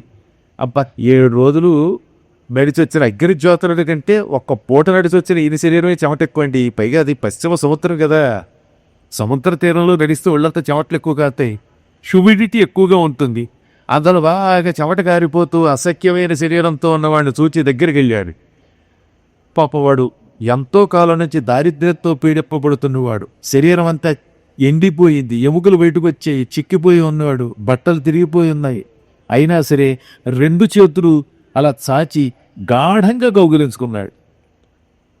ఎంతో ప్రేమతో తీసుకొచ్చి మంచం మీద కూర్చోబెట్టాడు. ఎవడైనా చెమటతో అసఖ్యంగా ఉన్న బట్టలతో వస్తే బాత్రూమ్ గడి ముందు స్నానం చేసిరా అయినా తల మట్టడం అంటారా లేదా. కానీ కృష్ణ పరమాత్ముడు వాడి చెమట శరీరం మీద తనకి తగులుతూ ఉండగా కౌగిలించుకుంటే ఈయన గంధం ఆయనకి తగిలింది, ఆయన చెమట ఈయన కట్టుకుంది. శ్రీకృష్ణుడి శరీరం అంతా గంధం ఉంటుంది కదా, ఆయన శరీరం ఎప్పుడు చందనం ఉంటుంది. చందన చర్చిత నీన కళేబర పీతవసన వనమాలి అని జయదేవుడు అందుకే వేశాడు భక్తి జయదేవుడు. చందన అంటే గంధము, చర్చిత పూయబడిన, నీల కళేవర నల్లని శరీరము కలవాడా. శ్రీకృష్ణ నీ శరీరం నీలంగా ఉంటుంది, ఆ నీల శరీరం అంతా గంధం పుయ్యబడి ఉన్నది. పీత వసన పసుపు పచ్చని వస్త్రం కట్టుకున్నవాడా, వనమాలి మెడలో వనమాలు వేసుకున్నవాడా అని ఆయన స్తోత్రం చేస్తాడు. ఈయన గంధమేమో వాడికి అంటుకుంది, ఆ చెవటంతా అంటుకుంది. అయినా అది నాకు ఆభరణం అనుకున్నాడే, అది కూడా గంధం అనుకున్నాడు. అలా కౌగిలించుకున్నాక మంచం మీద కూర్చోబెట్టాడు. ఆ మంచము బంగారం లాంటి మంచం, అద్భుతమైన కొత్త దుప్పటి వేశాడు. ఆ దుప్పటి మీద ఈయన కూర్చోగానే మొత్తం ఈ నరకాతోటి చెవటంతా అంటుంది వత్స. అందుకే వెళ్ళేటప్పుడు దుప్పటి కూడా ఇచ్చేసి ఉంటాడులే. సాధారణంగా ఒకరి దుప్పటి పడి మనం అట్టే పెట్టుకుంటామా, గురువు గారి ప్రసాదం వరకు నేను ఇస్తే తప్ప. సరే ఇప్పుడు ఇది కాం కదా, ఆ మత్స మీద కూర్చుంటే నిజంగా చూడడానికి రుజుగుతు సరిపిస్తుంది కొత్తవాడికి అయితే. అలా కూర్చోబెట్టి మిత్రమా ఎన్నాళ్ళు అయ్యింది చూసి అని వెంటనే భార్యకే సైగ తీశాడు. ఆవిడ బంగారు పళ్ళెం తెచ్చింది. ఆ పళ్ళల్లో ఇలా 2 కాళ్ళు పెట్టాడు. అమ్మ రుక్మిణీదేవి నీళ్లు పట్టుకొచ్చింది బంగారపు చెంబుతో ఆవిడ నీళ్లు పోస్తుంటే 2 కాళ్ళు శుభ్రంగా కడిగి ఆ నీళ్లు శిరస్సున తల్లుకున్నాడు. ఆయన పాదగలం గంగ. శ్రీకృష్ణుడి పాదాల నుంచి గంగ పుట్టింది కనుక విష్ణు పాదోద్భవ గంగ అంటారు. అటువంటి పరమాత్ముడి కాళ్ళు కడగాలని మనం అనుకుంటే ఆయన వీడి కాళ్ళు కడిగి ఈ నీళ్లు నెత్తి మీద చల్లుకొని నేను అదృష్టవంతుని అన్నాడంటే ఇంకా పరమాత్ముడి యొక్క భక్త వత్సలత ఎంత గొప్పదో అర్థమవుతుందో లేదా. అలా నీళ్లు నెత్తి మీద చల్లుకొని కాళ్ళ మీద పువ్వులు పెట్టి తువ్వాలతో తుడిచి తర్వాత ఆసనం మీద వళ్ళి కూర్చోబెట్టి తిలకలో పువ్వు పెట్టి గోవు దానం ఇచ్చి చేతిలోకి తీసుకుని పక్కన కూర్చున్నాడు. ఈలోపు లక్ష్మీదేవి వింజాంబర విసిరింది. పక్కన చాలామంది పనివాళ్ళు ఉన్నారండి. ఉన్నా సరే ఆవిడే స్వయంగా విసిరికర విసిరింది, పనివాళ్ళకి అప్పగించకుండా. అనంతరం కృష్ణుడు పక్కన కూర్చుని చేతిలోకి రేగి తీసుకుంటే ఈ చూసుకున్న పనివాళ్ళు ఉంటారు కదా, దాసీ స్త్రీలు, వాళ్ళకి మతిపోయింది. వీడంత అదృష్టమవుతుందండి. ఎన్నాళ్ళైంది మంచం మీద కృష్ణుడు రుక్మిణి తప్పి ఇంకోటి కూర్చోలేదు, కనీసం వాళ్ళ పిల్లలు కూడా కూర్చోలేదు. ఇవాళ ఈ కుళ్ళిపోయిన బట్టలు కలిగిన వాడు దాని మీద కూర్చున్నాడు. వీడి పుణ్యం బాగా పుచ్చిపోయి ఉంటుంది అనుకున్నారు వాడు. ఏమి తపంబు చేసెనొక ఈ ధరణి దివిదోత్తముండు తొల్బామున యోగి విస్ఫురదుపాస్యకుడై సమునట్టి ఈ జగత్స్వామి రమాతినాతు నిజతల్పౌనల్ వసించియున్నవాడి మగనీయమూర్తికెనయే ముని పొంగవులెంత వారలు. ఈ బ్రాహ్మణోత్సవుడు పూర్వజన్మలో ఏ తపస్సు చేసి ఉంటాడో, ఏ నోములను వచ్చాడో, ఎంతో పుణ్యం చేయకపోతే, తపస్సు చేయకపోతే శ్రీకృష్ణ పరమాత్మ యొక్క తల్పం మీద కూర్చుంటాడా? జగత్స్వామి కృష్ణుడెక్కడ, సామాన్యుడైన ఈతనెక్కడ? ఈ మెత్తని కొరుపు మీద కూర్చున్నాడు. ఈ మృదు తల్పం మీద కూర్చుంటున్న సమయంలో ఈ బ్రాహ్మడు రాగానే రుక్మిణిని కూడా పక్కకి పంపేసి ఈయన కూర్చోబెట్టుకున్నాడంటే, రుక్మిణి కంటే కూడా ఎక్కువ ఆదరిస్తున్నాడంటే వీడు ఎంత పుణ్యం చేసి ఉంటాడో. ఈ మహానుభావుడికి మునిపొంగవులు ఎవరైనా సాటి వస్తారా? ఇతడు సందేహం లేదు, ఏదో గొప్ప పని చేశాడు, పుణ్యం చేశాడు అని వాళ్ళు అనుకుంటున్నారు. ఎంతలో కృష్ణుడు మిత్రమా అని పక్కన కూర్చుని చేతిలోకి తీసుకుని అలా నెల్లగా నిమిరి, మనం గురువుగారి దగ్గర ఎంత కష్టపడి చదువుకున్నాం. గురువులు 3 రకాలుగా ఉంటారు. ఇక్కడ వేదవ్యాసంలో చెప్పారు సుస్పష్టంగా. అంటే చెప్పింది కృష్ణుడే రాశాడు ఆయన. జన్మనిచ్చిన తల్లిదండ్రులు ప్రథమ గురువులు, ఉపనయనము చేసిన వాడు, పాఠములు చెప్పినవాడు ద్వితీయ గురువు, ఇక జ్ఞానమిచ్చి మోక్షమిచ్చేవాడు 3వ గురువు. 3 గురువులే, ఎవరి స్థానం వారిది. వీరిలో పాఠము చెప్పిన గురువు యొక్క స్థానం తల్లిదండ్రుల కంటే గొప్పది. ఇక మోక్షం ఇచ్చే గురువు యొక్క స్థానం ఎవరితో పోల్చ తగనిది. మన అదృష్టవశాత్తు సాందీపని మనకి పాఠములు చెప్పాడు, మోక్షమును కూడా ప్రసాదించేటటువంటి బ్రహ్మ విద్యని, మంత్రాన్ని కూడా ఉపదేశించాడు. ఆ గురువుగారి దగ్గర మనం ఎన్ని రకాలు చదువుకున్నాం. గురువుగారి భార్య ఎంత కరుణతో చూసింది మనల్ని. ఒక రోజున గురువుగారి భార్య ఏం చేసిందో ఇప్పుడు చెబుతున్నాడు. ఇది ఎందుకు చెబుతుందో మనకి తర్వాత తెలుస్తుంది అనమాట. మన ఇద్దరం చదువుకుంటున్న రోజుల్లో ఒక రోజున గురువుగారి భార్య ఏం చేసిందిట, సాయంత్రం వేళ పాఠాలు అయిపోయాక గురువుగారు ఆ సమయంలో ఇంట్లో లేరు. కృష్ణుడిని కుచేలుడిని పిలిచింది. నాయనలారా, మన ఇంట్లో రేపు పనులున్నాయి, కట్టెలు సమిధలు తీసుకురండి, అడవికి వెళ్ళి అంది. ఈ ఇద్దరు బయలుదేరారు. సాయంత్రం 3 ఆ టైంలో. సాయంత్రం సాధారణంగా అడవులకి పంపరు, ఆ పూట తప్పనిసరిగా పంపిందావి. ఈ 2 పిల్లలు అడవికి వెళ్ళారు. తీరా అడవికి వెళ్లడంతో ఆకాశమంతా కారు మబ్బులు కమ్ముకున్నాయి, దట్టంగా మబ్బులు అలుముకున్నాయి, గాఢమైన చీకటి ఏర్పడిపోయింది. 3:30కే చీకటి ఏర్పడిపోయింది. అది భయంకరమైన అడవి, మబ్బుల వల్ల కటిక చీకటి అయిపోయింది. ఘుమఘుమారావసంకుల ఘోర జీమూత పటల సంచన్నాభ్రభాగ మగుచు చటుల జంఝానిలోక్కట సముద్ధూత నానావిధ జంతు సంతాన ముగుచు చండ దిగ్వేదండ తుండ నిభాఖండ వారి నారాపూర్ణ వసుధ మొగుచు విద్యోతమానోగ్రఖత్యోత కిరణ జిద్విద్యుజ్జుతిచ్చత విభవ మొగుచు అడరి జరిగురియంగ నిరుడస్తమింప భూరి నీరంధ్ర నిబిడాంధకారమేచి సూచిక వేద్యమై వస్తు గోచరంబు కాని ఎట్లుండ మనము నవ్వానదరసి. అహత్తర ఆకాశమంతా నల్లని మబ్బులు అలుముకున్నాయి. ఈ నల్లని మబ్బులు చూచి కంగారుపడి పక్షులు కీచ్ కీచ్ అని అరుస్తూ కిచకిచ కచకచ అని అరుస్తూ అటు ఇటు పరిగెట్టాయి. ఇంతలోనే ఆకాశంలో కత్త కత్త మెరుపు తీగులు వచ్చాయి. పెటిల్ పెటిల్ అనే శబ్దంతో ఉరుముతూ పిడుగులో కూడా పట్టమొదటి పిడుగులు పడుతున్నాయి, ఉరుములు ఉరుముతున్నాయి, మెరుపు తీగులు మెరుస్తున్నాయి. ఏం చేయాలో తెలియకుండా ఉంది ఆ వాతావరణం. ముందు మామూలుగా మొదలైన వర్షం క్రమక్రమంగా ఉధృతిగా కురవడం మొదలుపెట్టింది. ఏనుగులు తొండలతో కొడుతూ ఉంటే నీళ్లతో ఎలా ఉంటుందో అలా ఉంది. ఒక ఏనుగు తీసుకురండి, ఏనుగు తొండంతో జిమ్మని నీళ్లు జిమ్మితే ఎలా ఉంది, అలా వర్షం కురిసింది. పైగా మామూలు ఏనుగులా, మన సర్కస్ ఏనుగులు లాంటి పీనుగులు ఏనుగులు కావు, అష్టదిగ్గజములనే ఏనుగులు భూమిని మోస్తున్నాయి. ఆ ఏనుగులు తొండంతో వర్షం కురిపిస్తున్నాయా అన్నంత ధారగా వర్షం కురిసింది. కుండతో దెమ్మరించినట్టుంది, అదే కుండపోతంటే. కొండతో పోసినట్టుగా వర్షం పడింది. వడగళ్ళు పట్టాయి, పిడుగులు పట్టాయి. మొత్తం అడవంతా నీటితో నిండిపోయింది. ఈ ఇద్దరు కూడా పేకలోతు నీటిలో మునిగిపోయారు. చూస్తూ ఉండగా మొత్తం అడవిలో వరదొచ్చేసి కంఠం వరకు మునిగిపోయారు. వాడు ఒకళ్ళ చేతులు ఒకళ్ళు పట్టుకుని కొట్టుకుపోయారు. అయితే వీళ్ళు చేసిన పని బట్టి అంత వర్షంలో ఒకళ్ళ చేతులు ఒకళ్ళు గట్టిగా పట్టుకుని వదలలేదండి. చేతులు గట్టిగా పట్టుకుంటే ఒకడు పడిపోతే ఇంకోటి రక్షించవచ్చు గనక. ఎక్కడ గొయ్యి ఉందో, ఎక్కడ నుయ్యి ఉందో, ఏది చెట్టో ఏది మెట్టో తెలియకుండా కొట్టుకుపోయాం. ఈ కంగారులో పావులు కూడా మీద నుంచి కొట్టుకుపోయాయి. అదృష్టవశాత్తు కాటు తీయలేదు. ఈ భయంకరమైన రాత్రంతా, కాళరాత్రంతా వర్షంలో గజ గజ వణికిపోయాం. తిండి లేదు, తెప్పలేదు, వెలుతురులే, పైగా అడిగిన ఎక్కడికి పోయారో తెలియదు.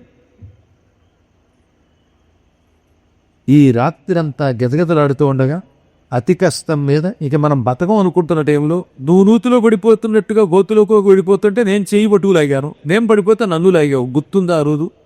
బిస బిస నిప్పుడు నుడుగక విసరడు వలి చేత వడకు విడువక మనము పసజని మార్గము కానక మసలితి మంతకను అంశుమంతుదు పొడిచను.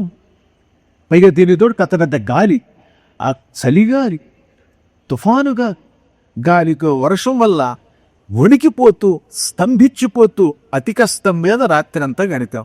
క్రమంగా కల్లారింది. తూర్పు దిక్కున సూర్యభగవానుడు ఉదయించాడు. మొత్తంగా గండం గడిచి పిండం బయటపడింది. సూర్యోదయం అయ్యింది. వరద తగ్గింది. తెల్ల తెల్లవారెడ్డి వేళ కలకలమలి కూసె పక్షి గణ వెళ్ళెడలన్ మెలమెలటి ప్రొద్దు కొడుకున ధళధళమను వెరుగు దిగ్వితానము నిండెన్. తెల్లారింది. సూర్యభగవానుడు ఉదయించాడు. స్వచ్ఛమైన సూర్యకిరణాలు వచ్చాయి.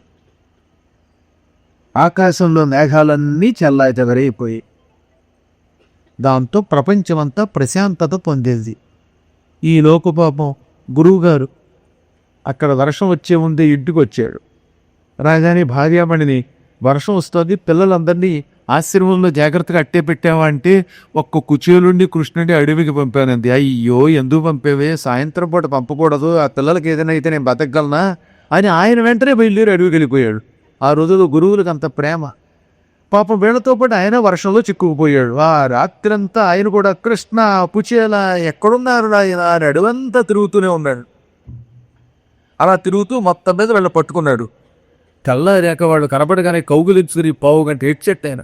నాయన చీకట్లో ఏమైపోయారో అని అనుకున్నాను, మీరే కనుక ఏదైనా అయిపోయింటే నేను ఆత్మహత్య చేసుకోవాల్సి వచ్చేది, మీ తల్లిదండ్రులకు ఏం చెప్పేవాడిని నేను అని కన్నీళ్లు వాళ్ళ తల మీద పోసాడు.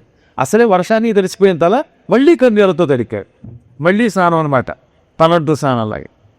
ఆ తదనంతరం ఒక్కసారి తమ తాను ఓదార్చుకుని వాళ్ళని మనస్ఫూర్తిగా దగ్గరికి గాఢంగా తీసుకుని కౌగిలించుకుని దీవించేయడమని కట్ట కట్ట ఇట్లు మా కొరకుగా చనుదెల్చి మహాటవిన్ సముత్కట పదిపీడ నొంది తెది కావున శిష్యులు మా రుణంబు నీగుటకిది కారణంబు సమకూరిడి బోయత మీద మీకు విస్ఫుటదన బంధుదార బగు పుత్ర విభూతి జయాయురున్నతుల్.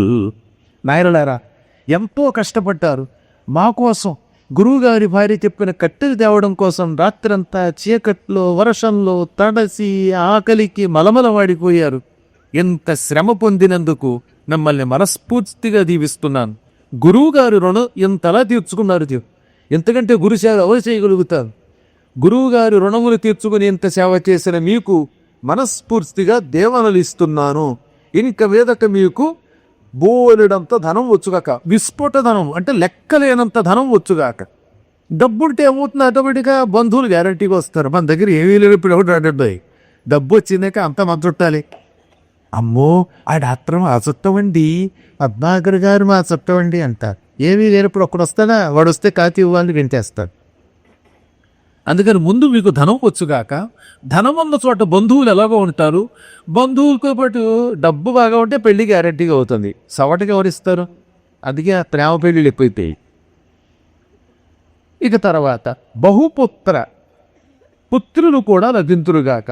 విభూతి, అనేకములైన పదవులు లభించుగాక. జయము కలుగుగాక, ఆయువు కలుగుగాక, ఔన్నత్యం గొప్పతనం వచ్చుగాక, మీకు మంచి పదవులతో కూడిన కీర్తి వచ్చుగాక అని గురువుగారు దీవించారు. గుర్తుందా? ఇంత ఎందుకు చెప్పాడంటారు? ఆనాడు గురువుగారు దీవించబట్టి వాళ్ళ నా దగ్గరకు వచ్చేవాడు. అయితే నువ్వు రాలేవురా. గురువుగారు దీవించారు. ఆ దేవన నిజం అవ్వాలి. ఇప్పటికి నిజం అవుతోంది. నువ్వు నా దగ్గరికి రాగలిగావు. ఇప్పటి వరకు గురువుగారి దేవనలో ధనం రాలేదు నీకు. ఇంకా విస్ఫుట ధనం లేదు కనుక బంధువులు రాలేదు. దార హారి వచ్చింది. బహుపుత్ర ఇది గ్యారంటీగా వచ్చింది. స్వీట్ 16 వీక్లో మెంబర్స్. ఇక మిగతావు రావాలి. ఇప్పుడు నా దగ్గరకు వచ్చావుగా గురు కటాక్షం వల్ల ఇక నీకు అన్నీ వస్తాయి అని చెప్పకుండా ఈ కథ ద్వారా చెప్పాడు అనమాట. అంతేగాని కాలక్షేపానికి కదని. కృష్ణుడు ఏదైతే ఫ్లాష్ బ్యాక్ అంతా ఎదురు చెప్తున్నాడంటే, ఎవడైనా పరమాత్మ దగ్గరికి వెళ్ళాలంటే భగవంతుడి కంటే గొప్పవాడైనటువంటి గురువు గారిని మత్తులోపదైతే గురువుని పట్టుకోలుకుంది. అలాగని ఇప్పుడు కుచేలుడు మహాత్మ ఏదో గురువు అంటావు కానీ గురువు నీకెవరయ్యా? నువ్వే త్రిజగద్గురువి. మా గురువు గారికి నేను ఎలాగో దండం పెట్టాను, నేను సామాన్యుడిని, కానీ నువ్వో జగద్గురువి అనగా సరేనని మంచి భోజనం పెట్టాడు, బట్టలు ఇచ్చాడు, స్నానం చేయించాడు. పొద్దుటే నేను వెళ్ళొస్తానంటే వెళ్ళిరా అన్నాడు. వీధి దాకా వచ్చి కట్టుకున్న కొత్త బట్టలు ఇచ్చి పాత కొట్లు అవతల భార్యించి ఇటు వెళ్ళిరా అన్నాడు. ₹1 ఇవ్వలేదు. అంటే ఆన్లైన్ అప్పుడే వచ్చింది లేదు. ఆ విషయం ఆయనకి చెప్పట్లా. ఇప్పుడు వచ్చిన వాళ్ళంతా అందరూ ఏకర్లు ఆన్లైన్ స్కానింగ్లో పైగా కోట్లు. అందువల్ల వెళ్ళిరా అంటే వెళ్ళిరా అన్నాడు. ఈయన బయలుదేరుకులు ఇంటికి వెడుతూ అంతటి పరమాత్ముడు తన భార్యను కూడా కాదని నన్ను కౌగిలించుకుని దగ్గరికి తీసుకున్నాడు, నాకు గంధం వేశాడు, మంచి భోజనం పెట్టాడు, అన్ని రకాలుగా ప్రేమగా చూశాడు. కానీ ₹1 కూడా ఇవ్వకుండా పంపాడంటే ఏదో కారణం ఉంటుంది. బహుశా దారిద్ర్యంతో ఉన్న నేను సంపదలు పొందినట్టయితే అహంకరించి కన్ను మిల్లు కానక తనకి అపచారం చేస్తానను, లేక భ్రష్టుడు అవుతానను. నాకు డబ్బు మాత్రం ఇవ్వలేదు. అయినా కృపణుణ్ణి సామాన్యుణ్ణి నేనెక్కడా, ఆయనెక్కడా, ఆయన కృపే చాలు అనుకున్నాలే. కరుపుని మారు మాట్లాడుకుంటే ఇంటికి కృష్ణనామస్మరణ చేస్తున్నట్టు బయలుదేరాడు. తీరా ఎంత కష్టపడి ఆయన తన ఇంటి దగ్గరకు వచ్చి చూస్తే ఆ గుడిసె కనపడలేదు. చుట్టూతో ఉన్న తడికలు లేవు, ఆ దిక్కుమాలిన మట్టరుగు లేదు. బ్రహ్మాండమైన ఒక బంగారు భవనం వచ్చేసింది. ఆ భవనం చుట్టూతో బంగారపు ప్రాకారం ఉంది, కోటగోడ. లోపల మంచి ఉద్యానం ఉంది. ఆ ఉద్యానంలో ఎన్నో రకాల పూల చెట్లు, మామిడి చెట్లు ఉన్నాయి. మధ్యలో ఈత కొలను, స్విమ్మింగ్ పూల్ ఉంది. 10,000 మంది దాసదాసీజనం లోపగలుగుతున్నారు. ఓ పక్కన ధాన్యాగారం, మరో పక్కన నవరధాన్యాలు, ఏవి కందులు, పెసలు, మినువులు, శనగలు, ఒరిగండి అన్నీ కనపడుతున్నాయి. మంచి వట్టవాళ్ళు. ఓ పెద్ద కోటగోడలో ఉంది మహాప్రకారం. ఈయన మతిపోయింది. నేను కృష్ణుడి దగ్గరికి వెళ్ళొచ్చిన కంగారులో మళ్ళీ నరక్కెళ్ళానేమో, కృష్ణుడి దగ్గరికి ఇల్లు మర్చిపోయానేమో, రాంగు రూట్లో వచ్చానేమో, నా ఇల్లు ఏమైంది, నేను ఎక్కడికి వచ్చాను అని చూసుకుంటూ ఉంటే ఆ ఇంటి లోపల నుంచి లక్ష్మీదేవిలాగా అలంకరించుకున్న ఒక సౌందర్యవతి మంచి బట్టలు కట్టుకున్న ఆవిడ కొంతమంది దాసీజనం వెంటొస్తుండగా హారతి పళ్ళెం బంగారపు పళ్ళెంపై అది కూడా హారతి కూడా ఏ ఇనపళ్ళు ఎత్తరి పళ్ళలో ఇవ్వడం కాదు, బంగారపు హారతి పళ్ళెం పట్టుకొచ్చి వీరికి ఇస్తోందనమాట. మరి వాళ్ళు పడతారుగా ఎటు వస్తేనే పైకో నాదే హారతి గౌరీ భలే పాడతారండి ఆ పాట, ఆ ఒత్తుకులు రకరకాల శృతులు. పైగా నేను ఆనంద భైరవి బాగా పాడానండి అన్నాం.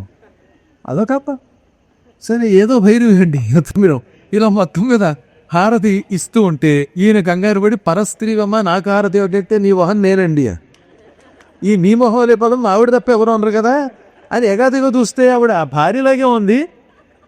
అప్పుడు ఆవిడ నేను నిజంగా భార్యనండి అనగా అప్పుడు గుర్తుపెట్టాడు ఆయన. ఓహో ఇప్పుడు అర్థమయ్యింది. నేను శ్రీకృష్ణుడి దగ్గర కూర్చున్నారు, ఎత్తులో కృష్ణుడు మంత్రం దగ్గర ఉన్న నా దగ్గరకు వచ్చాడు. వచ్చి కుచేలా నా కోసం ఏమైనా తెచ్చావా అని అడిగాడు. ఈ నిజంగా అటుకులు పట్టుకెళ్ళాడు కదా కూడాను, కానీ అప్పటికి అటుకులు ఏమైపోయి పైన కండువ ఉంది. ఈ కండువ బుధం మీద వేసుకోవటం వల్ల చెమట పట్టి పట్టి పట్టి కండువ అంతా తడిసిపోయి బుద్ధ అయిపోయి లోపల అటుకులు కూడా బాగా కాలంలో నానబెట్టిన అటుకుల్లాగా చెమటలో నానబెట్టిన అటుకులు అయిపోయి ఉప్పేసిన అటుకులు. నిజంగా బుద్ధ సిగ్గుపడి ఇవ్వలేదు బాబా ఆయన. అబ్బాయి నా కోసం ఏమీ తేకుండా ఎదుగుంటావులే అన్నాడు ఆయన. ఇక్కడ ఒక ఫ్లాష్ బ్యాక్ చెప్పాలి. భాగవతంలో ఉండదు కానీ గర్గ సంహితలో ఉంటుంది, గర్గ భాగవతంలో రాశారు. ఒకానొకప్పుడు శ్రీకృష్ణుడును కుచేలుడు కలిసి చదువుకుంటున్న రోజుల్లో ఒక రోజున గురువుగారి భార్య ఒక 4 గుప్పిళ్ళు అటుకులు వేయించి నేతిలో వేయించి ఒరిజినల్లీ డాల్డాగా ఇంట్లో తయారు చేసినటువంటి వెమ్మ తీసిన వెమ్మ కరిగించి ఆ నేతిలో వేయించి కాస్త ఉప్పు కారం తల్లివి కుచేలుడి చేతిలో పెట్టింది ఓ పొట్లంలో వేసి. నాయన కుచేలా ఈ ఆకులో వేసిన అటుకులు నువ్వు కృష్ణుడు చెరిసగం తినండి అనగానే అలాగే అమ్మ అని బయలుదేరాడు. అది 4 గుప్పిళ్ళు మళ్ళీ ఇందులో 2 ఆయనకేం పెడతానని కప్పుర్తిపడి రహస్యంగా ముసుగు కప్పుకొని పచ్చ మీద గుర్తుని గుట్టుకని తినమొదట్టాడా అని నవ్వినాడు. కృష్ణుడికి తెలియదేమవుతుంది, ఆయన కొట్టివాడు సరిగ్గా టైంకి వచ్చాడు. కొంతమంది అంతేనండి దత్త మీద కూర్చొని నాకు తెలియకుండా 2 కేజీలు పాలకోవ తినేసాడు. ఒక పక్కోడి పమిడి కూడా మెత్తుకుంటాను, పక్కోడికి పెట్టి తింటే మనకు ఆరోగ్యం కానీ ఏమీ లేకుండా మొత్తం తినేస్తారు రాసే. నిజంగా మేము ఈ యాత్రలు కడుతున్నప్పుడు ఇదివరకు ఇప్పుడంటే అంత టైం ఎక్కడుంది కానీ అప్పటిదారు తెక్కేవాడు వేరే ఎప్పుడు చూసేస్తా. సెకండ్ ఏసీలో 2 ఉంటాయి కదా, అందుకని కింద లోయర్ బెత్తలో నన్ను ఉండమని పైకి వెళ్ళేవాడే. గురువు గారు అనే చిన్నప్పటి నుంచి గురువునే కాబట్టి నన్ను ఎవరు పైకి ఎక్కవనేవారు కాదు. నన్ను పైకి వెళ్ళినవ్వడం వాళ్ళకి ఇష్టం లేదు, వాళ్ళే పైకి ఎక్కరే, వాళ్ళే అప్పర్ క్లాస్, నాకేమో లోయర్ క్లాస్. సరే పైకి గంటకి ఎక్కుతాడు ఏమిట్రా అని నాకు కర్మ. ఒకసారి ఏం జరిగింది, పైన నుంచి నెత్తి మీద ఏదో రాలింది. ఏంటని చూస్తే కారపోస్తుంది ఇట్టాడు పై దూకాం, అది నెత్తి మీద రాలింది. ఇందుకన్నమాట గంటకి పైకి వెళ్ళడం. ఓసారి పైకి వెళ్ళడం చెగోడీలు తినడం, ఓసారి వెళ్ళి కారపోస్తే అన్నాం. గురువుగారికి ఎక్కడ పెట్టాలో అనుకుని ఒరే కింద తినచ్చు కదంటే మీరు మేం చేసినవి తినరు కదండి అన్నారు. పైగా మళ్ళీ ఇదొబ్బడవ పోయి తింటారో దగ్గర ఇవ్వచ్చు కదా. గురువు గారు మా ఇంట్లో కాఫీ ఏది తాగుతారండి అని రాగానే అంటే నేనేం తాగుతాను, తాపి ఇచ్చి తాగకపోతే అది వేరే విషయం. ఇటీ రాగానే గురువు గారు మా ఇంట్లో ఏం పుచ్చుకోరండి, అలా కుర్చీలో కూర్చుని పాదపూజ చేయించుకుని వెళ్ళిపోతారండి అంటే ఇంకేం చేస్తాం, ఏం పుచ్చుకోకుండా పెడతాం. కాబట్టి ఎందుకంటే కొంతమంది అప్పరబత్తి ఎక్కడం వరకు అతను రహస్యం అనమాట. అది ఈసారి అప్పరబత్తి ఎక్కిన వాళ్ళు అబ్జర్వ్ చేయండి, పైకి వెళ్ళేటువంటి వాళ్ళు ఏం తింటారు. అలాగే ఈ పుచేనుడు ముసుగు వేసుకుని అటుకులు తింటూ ఉంటే కృష్ణుడు వచ్చి మిత్రమా ఏమిటి ముసుగు కప్పావంటే చలి జ్వరంగా ఉందన్నాడు. ఓహో మరి ఏమిటి లోపల కటకట్లాడుతున్నాయి, ఏమన్నా కృష్ణావా అంటే కెంతం లేదు, పళ్ళే చలికి కెటా అనిపిస్తానా మెత్త. ఓహో ఏమీ లేదా అంటే ఏమీ లేదు, అయితే ఏమీ లేకుండా ఉందిగాక అన్నాడు. భగవంతుడితో ఎలా పడబడితే అవుతుంది, ఏమీ లేదంటే ఏమీ లేకుండా అయింది. తెలుసో తెలియకో ఒకప్పుడు భగవంతుడి దగ్గర అసత్యం ఆడితే ఏమీ లేకుండా ఉంది అంటే ఏమీ లేకుండా అయిపోతుంది. కాబట్టి మీ దగ్గర ఉంటే నాలాంటి వాడి దగ్గర అబద్ధం ఆడకండి, అందరి దగ్గర నిజం చెప్పండి. మళ్ళీ అందరి దగ్గర మీ ఇంట్లో కేజీ బంగారం వద్దంటే డేంజర్, ఇన్కమ్ ట్యాక్స్ వాళ్ళు వస్తారు. అదే గురువుగారి దగ్గర మా ఇంట్లో కేజీ బంగారం ఉందండి కానీ మీకు ఇవ్వనండి అని చెప్పండి, నా నష్టం ఏంటి, నేనేం అనుకోను. అందుకని ఒరే నా దగ్గరే ఉందిరా బూడిద అంటే నీ బతుకు బూడిదే మిగులుతుంది. ఎప్పుడు అసత్యం అందులో భగవంతుని యొక్క స్వరూపం లాంటి వాళ్ళ దగ్గర అసత్యం మరింత ప్రమాదం. ఆ గద్దెలా కొట్టిందనమాట. చూచారా, 4 గుప్పిళ్ళు అడుగులు కృష్ణుడికి పెట్టకుండా తినడం వల్లే సరిగ్గా 4 గుప్పిళ్ళు అడుగులే పంపింది వాళ్ళ ఆవిడ కూడాను. ప్రాయశ్చిత్తగా తెలియకుండానే పంపింది. అదంతా తెలుసు కనుక కృష్ణుడు మిత్రమా ఏమిటంటే వాడు సిగ్గుపడి ఒప్పోతే, ఏదో తెచ్చావు బోట్లో కొడుతున్నావు, నువ్వు ఎప్పుడు బోట్లు కట్టి ఎప్పుకుండా ఉంటావులే అయిపోయాడే. చూస్తే అటుకులు ఏదో బొద్దయిపోయి ఉన్నాయి, చెమటతో తెలిసిపోయి, ఇంక వేరే ఉప్పే ఎక్కర్లేదు. ఆ అడ్డుకో ఒక గుప్పెడు తీసుకుని, ఆహా నాకు అటుకులంటే ఇష్టం, నీకు బాగా తెలుసు, నా కోసం తెచ్చావా మిత్రమా, ఆ నోట్లో వేసుకున్నాడు కనుక ఆయన బ్రహ్మాండే దేవుడు అంటారు. ఈ విధంగా అలాంటి అటుకులు ఎవడన్నా తినగలడా? జుగుప్సాకరమైన వాటిని కూడా ప్రేమగా సేకరించేవాడు పరమాత్మ. రోట్లు వేసుకు తిని ముచ్చట పడిపోయి అంత బాగున్నాయి అటుకులు, నా అమ్మ చరుబాలలో ఉన్నాయి, బాగా పటిక బెల్లం వేసి కాసినటువంటి పాలవలే ఉన్నాయి అని మెచ్చుకుని ఇంకో గుప్పిడి తినబోతూ ఉంటే టక్కన చేయబట్టేసింది లక్ష్యం. రుక్మిణి చాలు ఒక గుప్పిడి తినేసరికి ఆయనకు బోలేడంత డబ్బు ఎక్కువైంది. అప్పుడే ఆన్లైన్ ట్రాన్సాక్షన్ అయిపోయింది, చెక్కులు గిక్కులు అక్కర్లా, ఆన్లైన్ ట్రాన్సాక్షన్స్ అలా వచ్చాయన్నమాట అప్పట్లో. నువ్వు గుప్పిడి తిరగానే ఆయనకు బోలెడు ఐశ్వర్యం, వెళ్ళెత్తి చాలా ఐశ్వర్యం. ఇప్పుడు రెండో తిన్న వరకు మనం ద్వారకు వదిలిపెట్టి ఆయన దగ్గర ఇంటి దగ్గర గేట్ కీపర్లు అవ్వాలి, ఇక చాలు ఇచ్చింది చాలు అని ఆపగానే సరే అని ఆపేశాడు ఆయన. అంటే భగవంతుడు సంతోషంతో ఎక్కువ తిట్టే ఆయన సంపదలన్నీ మనకు వస్తాయి. అందుకని ఒక్క గుప్పిడు చర మీరు ఎంత పాయసం చేసి పెట్టినా ఆయన ఇందులో తిని తిరిగితే ఒక బెత్తికే తిని మిగతాది మనకే విడిచిపెడతాడు. ఆయన తినడం మొదలు పెడితే ఎప్పటి తిని తెలియదు. అందుకని ఏం చేస్తున్నారు అనమాట, ఏమంటే మీరా గారు ఆ గిన్నె అలా చూపించి ఆ తర్వాత నేను తినడం. నిజంగా ఆయన తినేసేయడం ఒకటి రోజు అబ్బాయి అసలు ఏదైతే పెట్టేవాడే ఉన్నాడు అప్పుడు.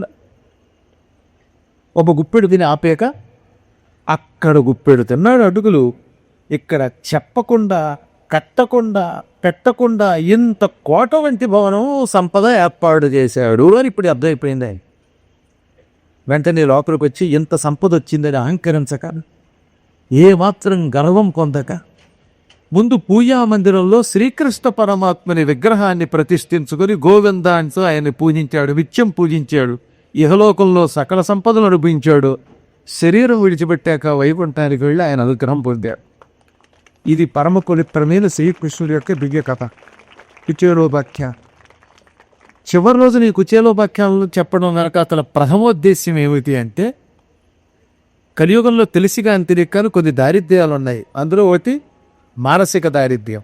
మనస్సులో ఎప్పుడు ఏదో అసంతృష్టి, కొందరికి నిజంగా భౌతిక దారిద్ర్యం, కొందరికి అనారోగ్యం, వీటన్నిటినీ కూడా దారిద్ర్యాలు అంటారు. ఇవన్నీ కుచేలోపాఖ్యానం వినడం ద్వారా తొలగుతాయి కనుక అవన్నీ ఈయన స్వభావి కలిగించేలా చేసి దారిద్ర్యం తొలగితేదాక అని హారపిచ్చే రూప పాట పాడుకుంటాం. తదనంతర కార్యక్రమం వేణుగోపాల్ గారు కూడా నిర్వహిస్తారు. పాట పాడేటప్పుడు ముందు నేను పాడేస్తాను, తర్వాత మీరు పాడి నాతో కలపగాని శృతి త్యాగం వస్తుంది కనుక. నీ గుణగానము దీపగత్యానము అమృతపానము రాధేశ్యాం హే రాధేశ్యాం. నీ గుణగానము దీపదత్యానము అమృతపాదము రాధేశ్యాం హే రాధేశ్యాం. నీల త్రిశిఖరాన నెలకొనియున్నా నీ నగుమోము అందముగౌనా. నీలద్రిశిఖరాన నెలకొనియున్నా నీ నగుమోము అందముగౌనా. ఏ అందమైనా వెగతేనోనా, ఏ అందమైనా వెగతేనోనా. జగదేక మోహన సుందరాకారా. నీ గుణగానము దీపదత్యానము అమృతపానము రాధేశ్యాం హే రాధేశ్యాం. ఏ ఇతి బాధ ఎదురైనగాని మోహ వికారము మూసిన గాని ఏ ఇతి బాధ ఎదురైన గాని మోహ వికారము మూసిన గాని నీ పద సేవా విడనీయకన్నా నీ పద సేవా విడనీయకన్నా శరణగత అవన హే జగన్నాథ విగుణగా తందము విపద ధ్యానము అమృతపానవు రాధేశ్యాం హే రాధేశ్యాం రాధేశ్యాం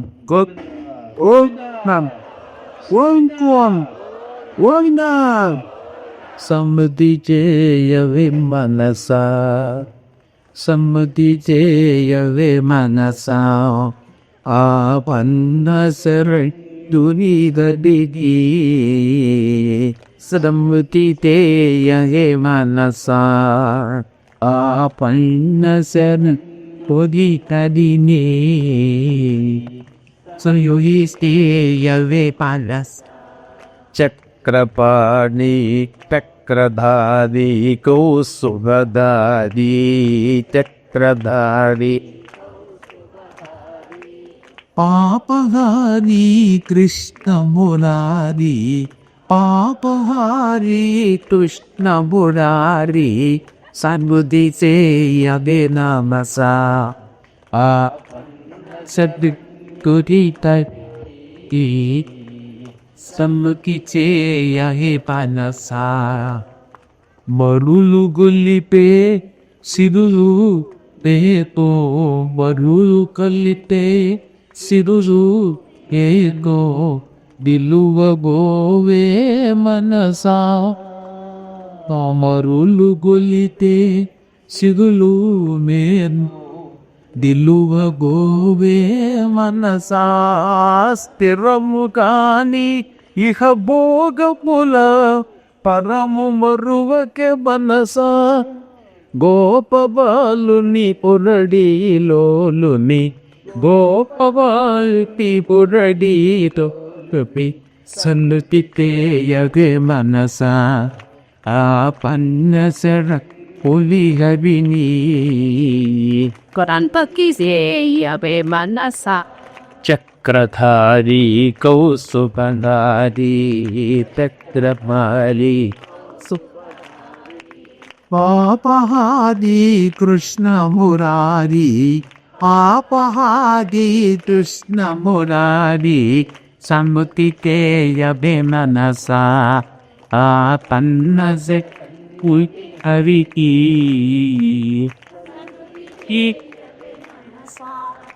ఆదిదేవుని పానసేవా ఆదిదేవుని పాతసేవ భవపయోదికి నా ఆదిదేవుని పానద సేవ భవపయోదికి నా పరమయోగులు చేరగోరే పరమ పదవికి త్రోవా శేషశాయిని మోక్షప్రదాయిని శేషశాయిని మోక్షప్రదాయిని సన్నుతి తేయతే మనసా ఆపన్న శరణ్ యోగి హరివి సన్నుతి చేయవే మనసా చక్రధారి తోస్కు బగారి చక్రధారి posudatari పాపహారి కృష్ణ మురారి పాపహారి కృష్ణ మురారి సన్నుతి చేయవే లలసా సమ్మతి చేయవే మనసా సమ్మతి చేయకే మనసా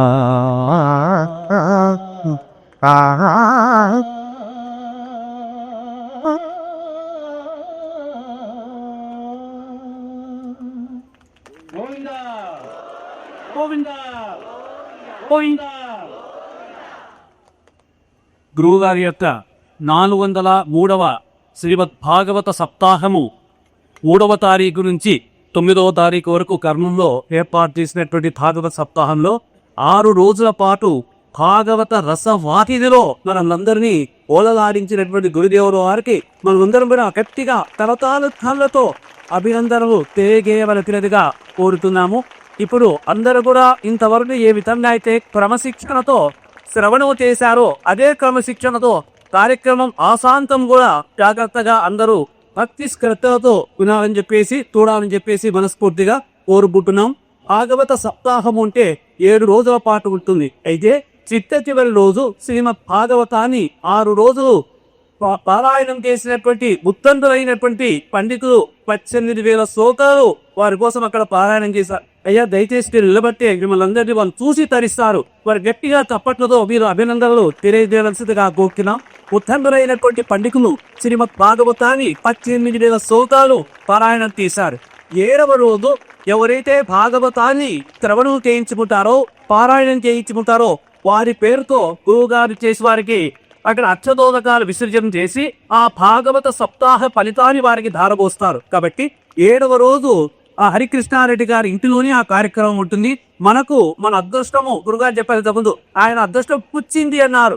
వాళ్ళ అడ్డు పెట్టి భగవంతుడు మన అదృష్టము పుచ్చి వాళ్ళను ప్రేరేపించి మనకు భాగవతాన్ని వినేటువంటి భాగ్యాన్ని భగవంతుడు మనకు ప్రసాదించారు. కాబట్టి ఇంతటి అదృష్టాన్ని నోచుకున్నటువంటి కర్నూలు ప్రజలందరూ కూడా ధన్యులు ధన్యులు ధన్యులు అని చెప్పేసి సభాముఖంగా తెలియజేస్తున్నాం. గురువు గారికి సభాముఖంగా మరి యొక్క విన్నపము, గురువు గారు మా కర్నూలు ప్రజలు ఎంతో మంది భాగవత సప్తాహము చేయించుకోవాలని చెప్పేసి ఉవ్విళ్ళూరుతూ ఉన్నారు. మీరు కృష్ణుని యొక్క ఆజ్ఞ ప్రకారము తెలియకుండానే మధ్యలోనే ఒక మాట ఇచ్చేశారు. కాబట్టి దయచేసి మా అందరి కోసం మరొక్క మారు శ్రీమద్ భాగవత సప్తాహాన్ని భక్తులందరి కోరిక మేరకు నిర్వహిస్తారని చెప్పేసి 2027లో 2027లో 26 కదా ఇది. ఈ 26వ సంవత్సరంలో వైకుంఠం నుంచి స్వామివారు గరుడ వాహనం ఎప్పుడే వెళ్ళడానికి వెళ్ళానంతగా ఉంది నాకు జ్ఞానం. దానివల్ల ఏం తెలియకరకి 27లో చూస్తాం. నిజంగా ఆయన చాలా అదృష్టవంతుడేంటి.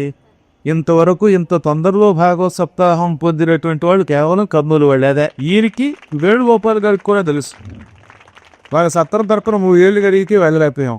నాకు ఎంతో ఆత్మీయ శిష్యులు మా ప్రణవోపేశానికి కొండా హరనాథ్ గుప్తా గారు అబ్బాయి శివప్రసాద్ గారు బలాహా కెమికల్స్ చెన్నయ్య ఆయన 7.5 అడుగుల శివలింగం ఆయన ఇచ్చారు. అవునా, వారికే ఇంతవరకు తాజ్ హోటల్ పెట్టారు అక్కడ ఈ మధ్యనే.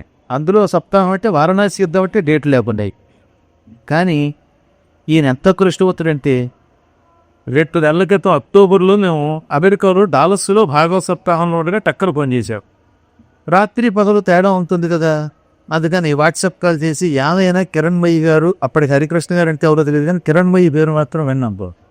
డాక్టర్ గారు, లేడీ డాక్టర్ గారు, లేడీ స్పెషల్ ఆవిడ ఏమైనా చేయించాలి అడగానే ఆ నాగోలు గుడి వాళ్ళని మా కమిటీ వాళ్ళని ఏమంటే మీ ప్రోగ్రాం వాళ్ళకి ఒకసారి మారుతామంటే పాప అడక్కడ కడిగారంటే వాళ్ళు కూడా సహృదయంతో ఒప్పుకున్నారు.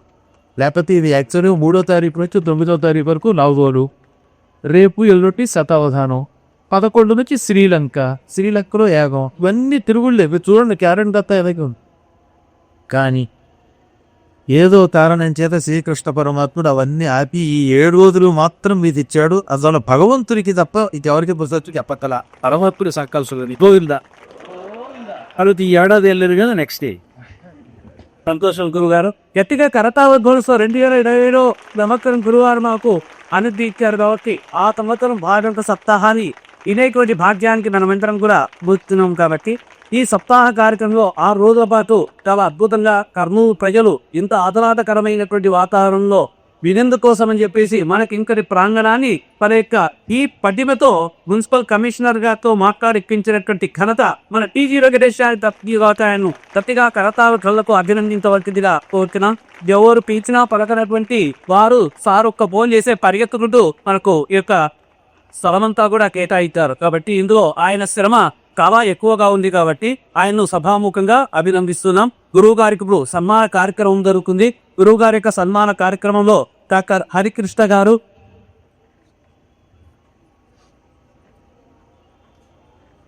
డాక్టర్ హరికృష్ణారెడ్డి గారు, కిరణ్మయ్య గారు వేదిక వద్దకు రావాల్సిందిగా కోరుతున్నాం. టీజీ వెంకటేష్ గారిని కూడా వేదికను అలంకరించవలసిందిగా కోరుకున్నాం. Sir please welcome sir. ముందుగా వేద పండితుల యొక్క ఆశీర్వచన మంత్రములు ఉంటాయి కనుగొనవారు అయ్యా మీరు ఆశీర్వచన మంత్రము చెప్పవలసిందిగా కోరుతున్నాం.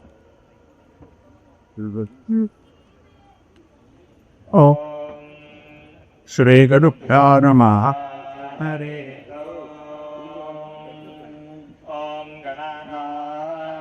గణపతి హవామహే కవిం వీణాపమనస్సవస్తవన్ జ్యేష్ఠం బ్రహ్మణాం బ్రహ్మణస్పదానశ్చక్నోతుభిస్సేదపాదనం ప్రణో దేవీ సరస్వతి వాజేభిర్వాజనీవతి ఏ రామభిత్రియవతు.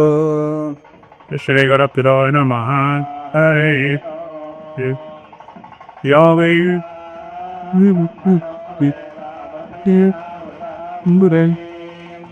తస్మై తందదత్తం ఆగతీర్సిందనాందదో తారకేయనందది బ్రహ్మారగేయౌస రాంపనోయిందనే అన్వాదిరైనందే వగాదిరుత్తరదీయే లావదేర్నేవదంతి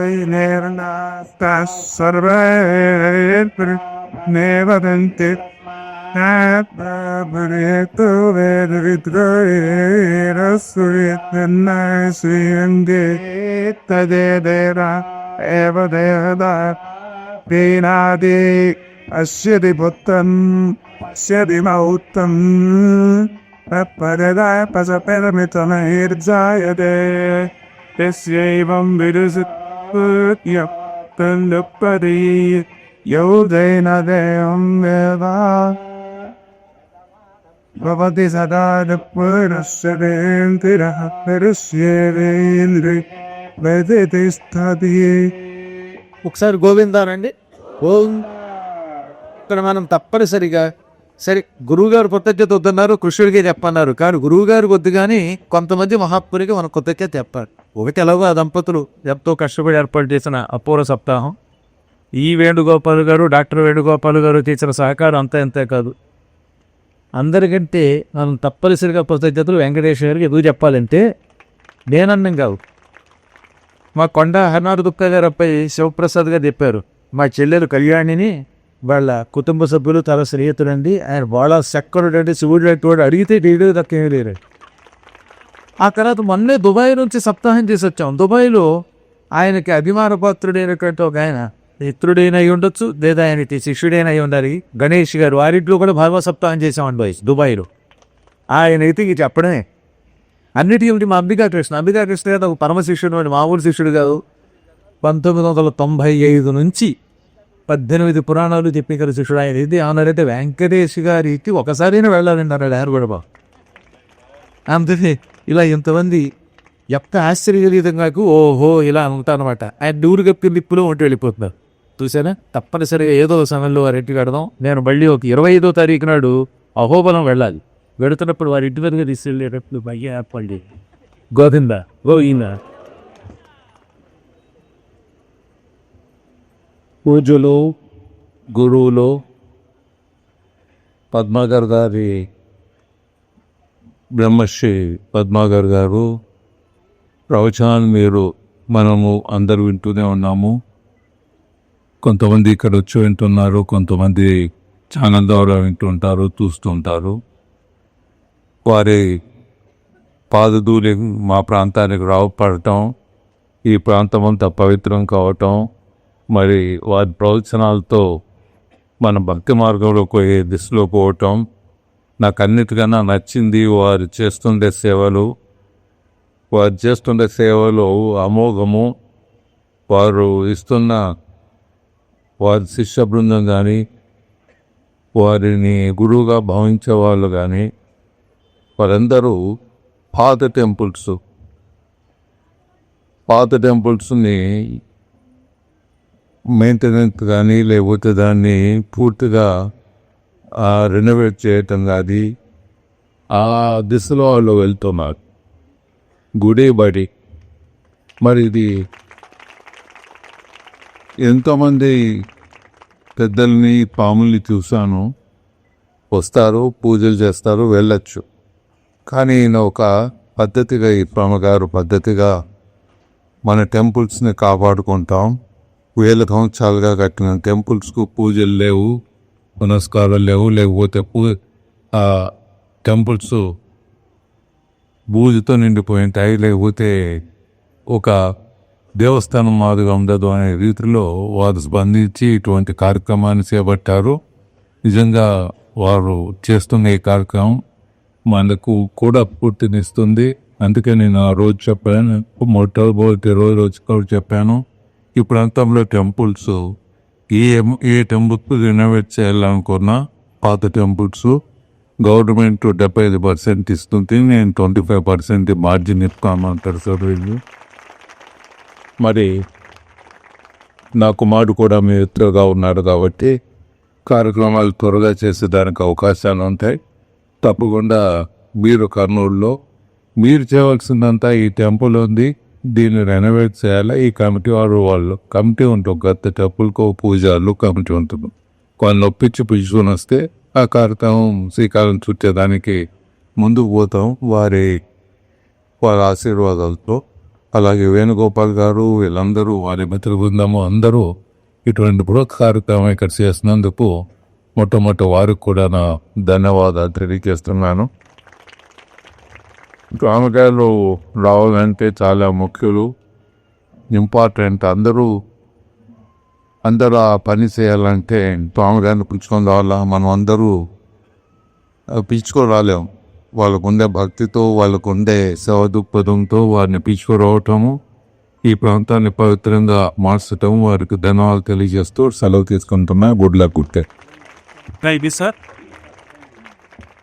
ఇంతసేపు మన కర్నూలు నగరం యొక్క పవిత్రతను ఎలా పవిత్రం చేసుకోవాలి, సద్గురువుల యొక్క పాదధూళి ఎంతటి దరిద్రుడినైనా సరే ఉన్నత పదవికి తీసుకుపోతుంది అనేదానికి ఒక మత్సుతునగా మన గురువు గారిని ఆశ్రయించినటువంటి వారు ఎవరు కూడా దరిద్రంతో బాధపడరు. ఇంతకుముందు యొక్క బుద్ధిలోపాఖ్యానమే అందుకు నిదర్శనం. కాబట్టి అలాంటి సన్మార్గంలో నడుస్తూ తన యొక్క భక్తులందరినీ కూడా నడిపిస్తున్నటువంటి గురువు గారిని మనము సభాముఖంగా అభినందించక తప్పదు. అదే విషయాన్ని ఇది వెంకటేష్ గారు కూడా చెప్పారు. గురువు గారు రావడము, ఆయన యొక్క పాద ధూళితో ఈ ప్రాంతమంతా పవిత్రమైపోతుంది అని చెప్పేసి ఇంత చక్కటి సందేశాన్ని ఇచ్చినటువంటి ఇది వెంకటేష్ గారిని అభినందించవలసిందిగా అందరూ గట్టిగా కరతాళతో ఇప్పుడు వేదిక నిర్దేశిక వార్తావధిగా డాక్టర్ వేణుగోపాల్ గారిని కోరుతున్నా.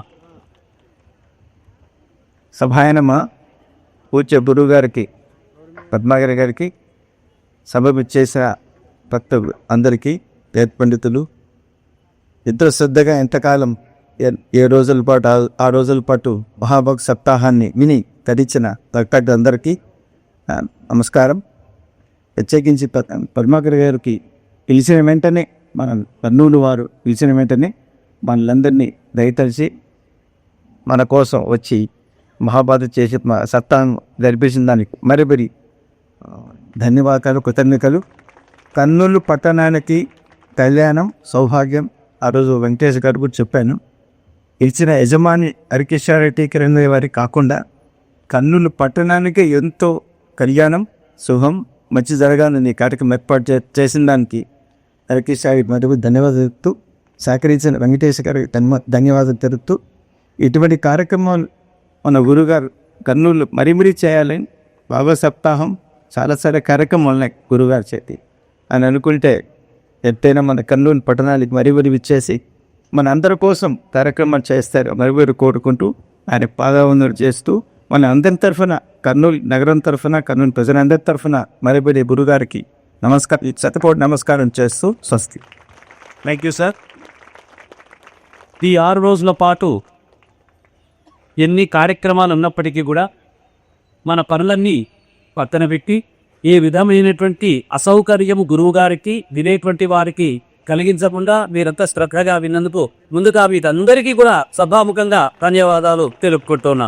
ముఖ్యంగా విశేషం ఏంటంటే ఈ సభకు విచ్చేసినటువంటి భాగవతులు వీరందరూ కూడా ఇలాంటి భాగవతులు, వేద పండితులు ప్రతిరోజు వస్తున్నారు. వేద పండితులు, భాగవతులు గుడి బడి టీం వారు ఇక్కడ అందరూ చాలా మంది మున్సిపాలిటీ వాళ్ళందరూ కూడా మనకు ఎన్నో రకాలుగా సహాయం చేసి ఇక్కడ ఏ విధమైన అసౌకర్యము కలిగించకుండా నీటికి లోటు లేకుండా వారు చేశారు. హరికృష్ణారెడ్డి గారు ఎంతో శ్రమ తీసుకున్నారు.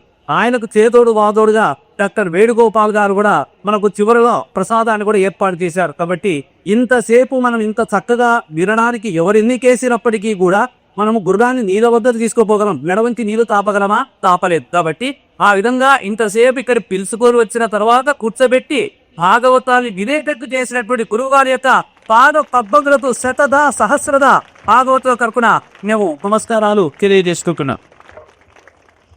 అందరికీ నమస్కారం. మరొక మాట మర్చాను. కర్నూలు పట్టణాన్ని చేసుకున్న గొప్ప అధ్యక్షుడు ఏంటంటే 2 తెలుగు రాష్ట్రాల్లో కంచివారు చెప్పిన మాట ప్రకారం ఇంత గొప్ప వేద పాఠశాల కర్నూలు మనకుంది. శంకర మందిరం అని కంచివారు మనకి అందించిన శ్రీ కంచి కామకోటి పీఠ శంకర వేద విద్యాలయం ఉంది. వీళ్ళందరూ మాకు 7 మంది గురువుగారులు ఉన్నారు, 80 మంది విద్యార్థులు ఉంటారు. మీరందరూ కనీసం ఒకసారి శంకర మందిరం కండేరులో ఉంటుంది, సిదంబర అందరూ దర్శించి మా వేద పండితులు వేద విద్యార్థుల ఆశీర్వాదం తీసుకోండి. మిగతా ఫంక్షన్ కానీ బర్త్డే కానీ ఏదైనా ఫంక్షన్ ఉన్నప్పుడు మీరు శంకర మందిరానికి వచ్చి వాళ్ళ ఆశీస్సులు తీసుకుంటే చాలా చాలా గొప్పది. కర్నూలులో ఇంత పెద్ద వేద పాఠశాల చాలా మందికి ఇప్పటికీ తెలియదు. అందుకే తెలియజేయడం మా ధర్మం. కాబట్టి అఖిల భారతీయ బ్రాహ్మణ కరుణ క్షేత్రం వారి తరఫున వేద పాఠశాల నిర్వహిస్తున్నాం. మీరందరూ రండి, వేద పురుషుల ఆశీర్వాదం తీసుకోండి. మన ఇంతమంది వేద పండితుల ఆశీర్వాదం దొరకడం చాలా చాలా కష్టం. మనకి కర్నూలు చూసిన అదృష్టం ఏంటంటే అంత పెద్ద వేద పాఠశాల. నేను మీరు గమనించి మీరందరూ వేద పాఠశాలకు వచ్చి వాళ్ళు ఆశీస్సులు తీసుకుంటారని గురు సాక్ష్యం మరి చెప్తూ కోయిస్తారు. Thank you sir.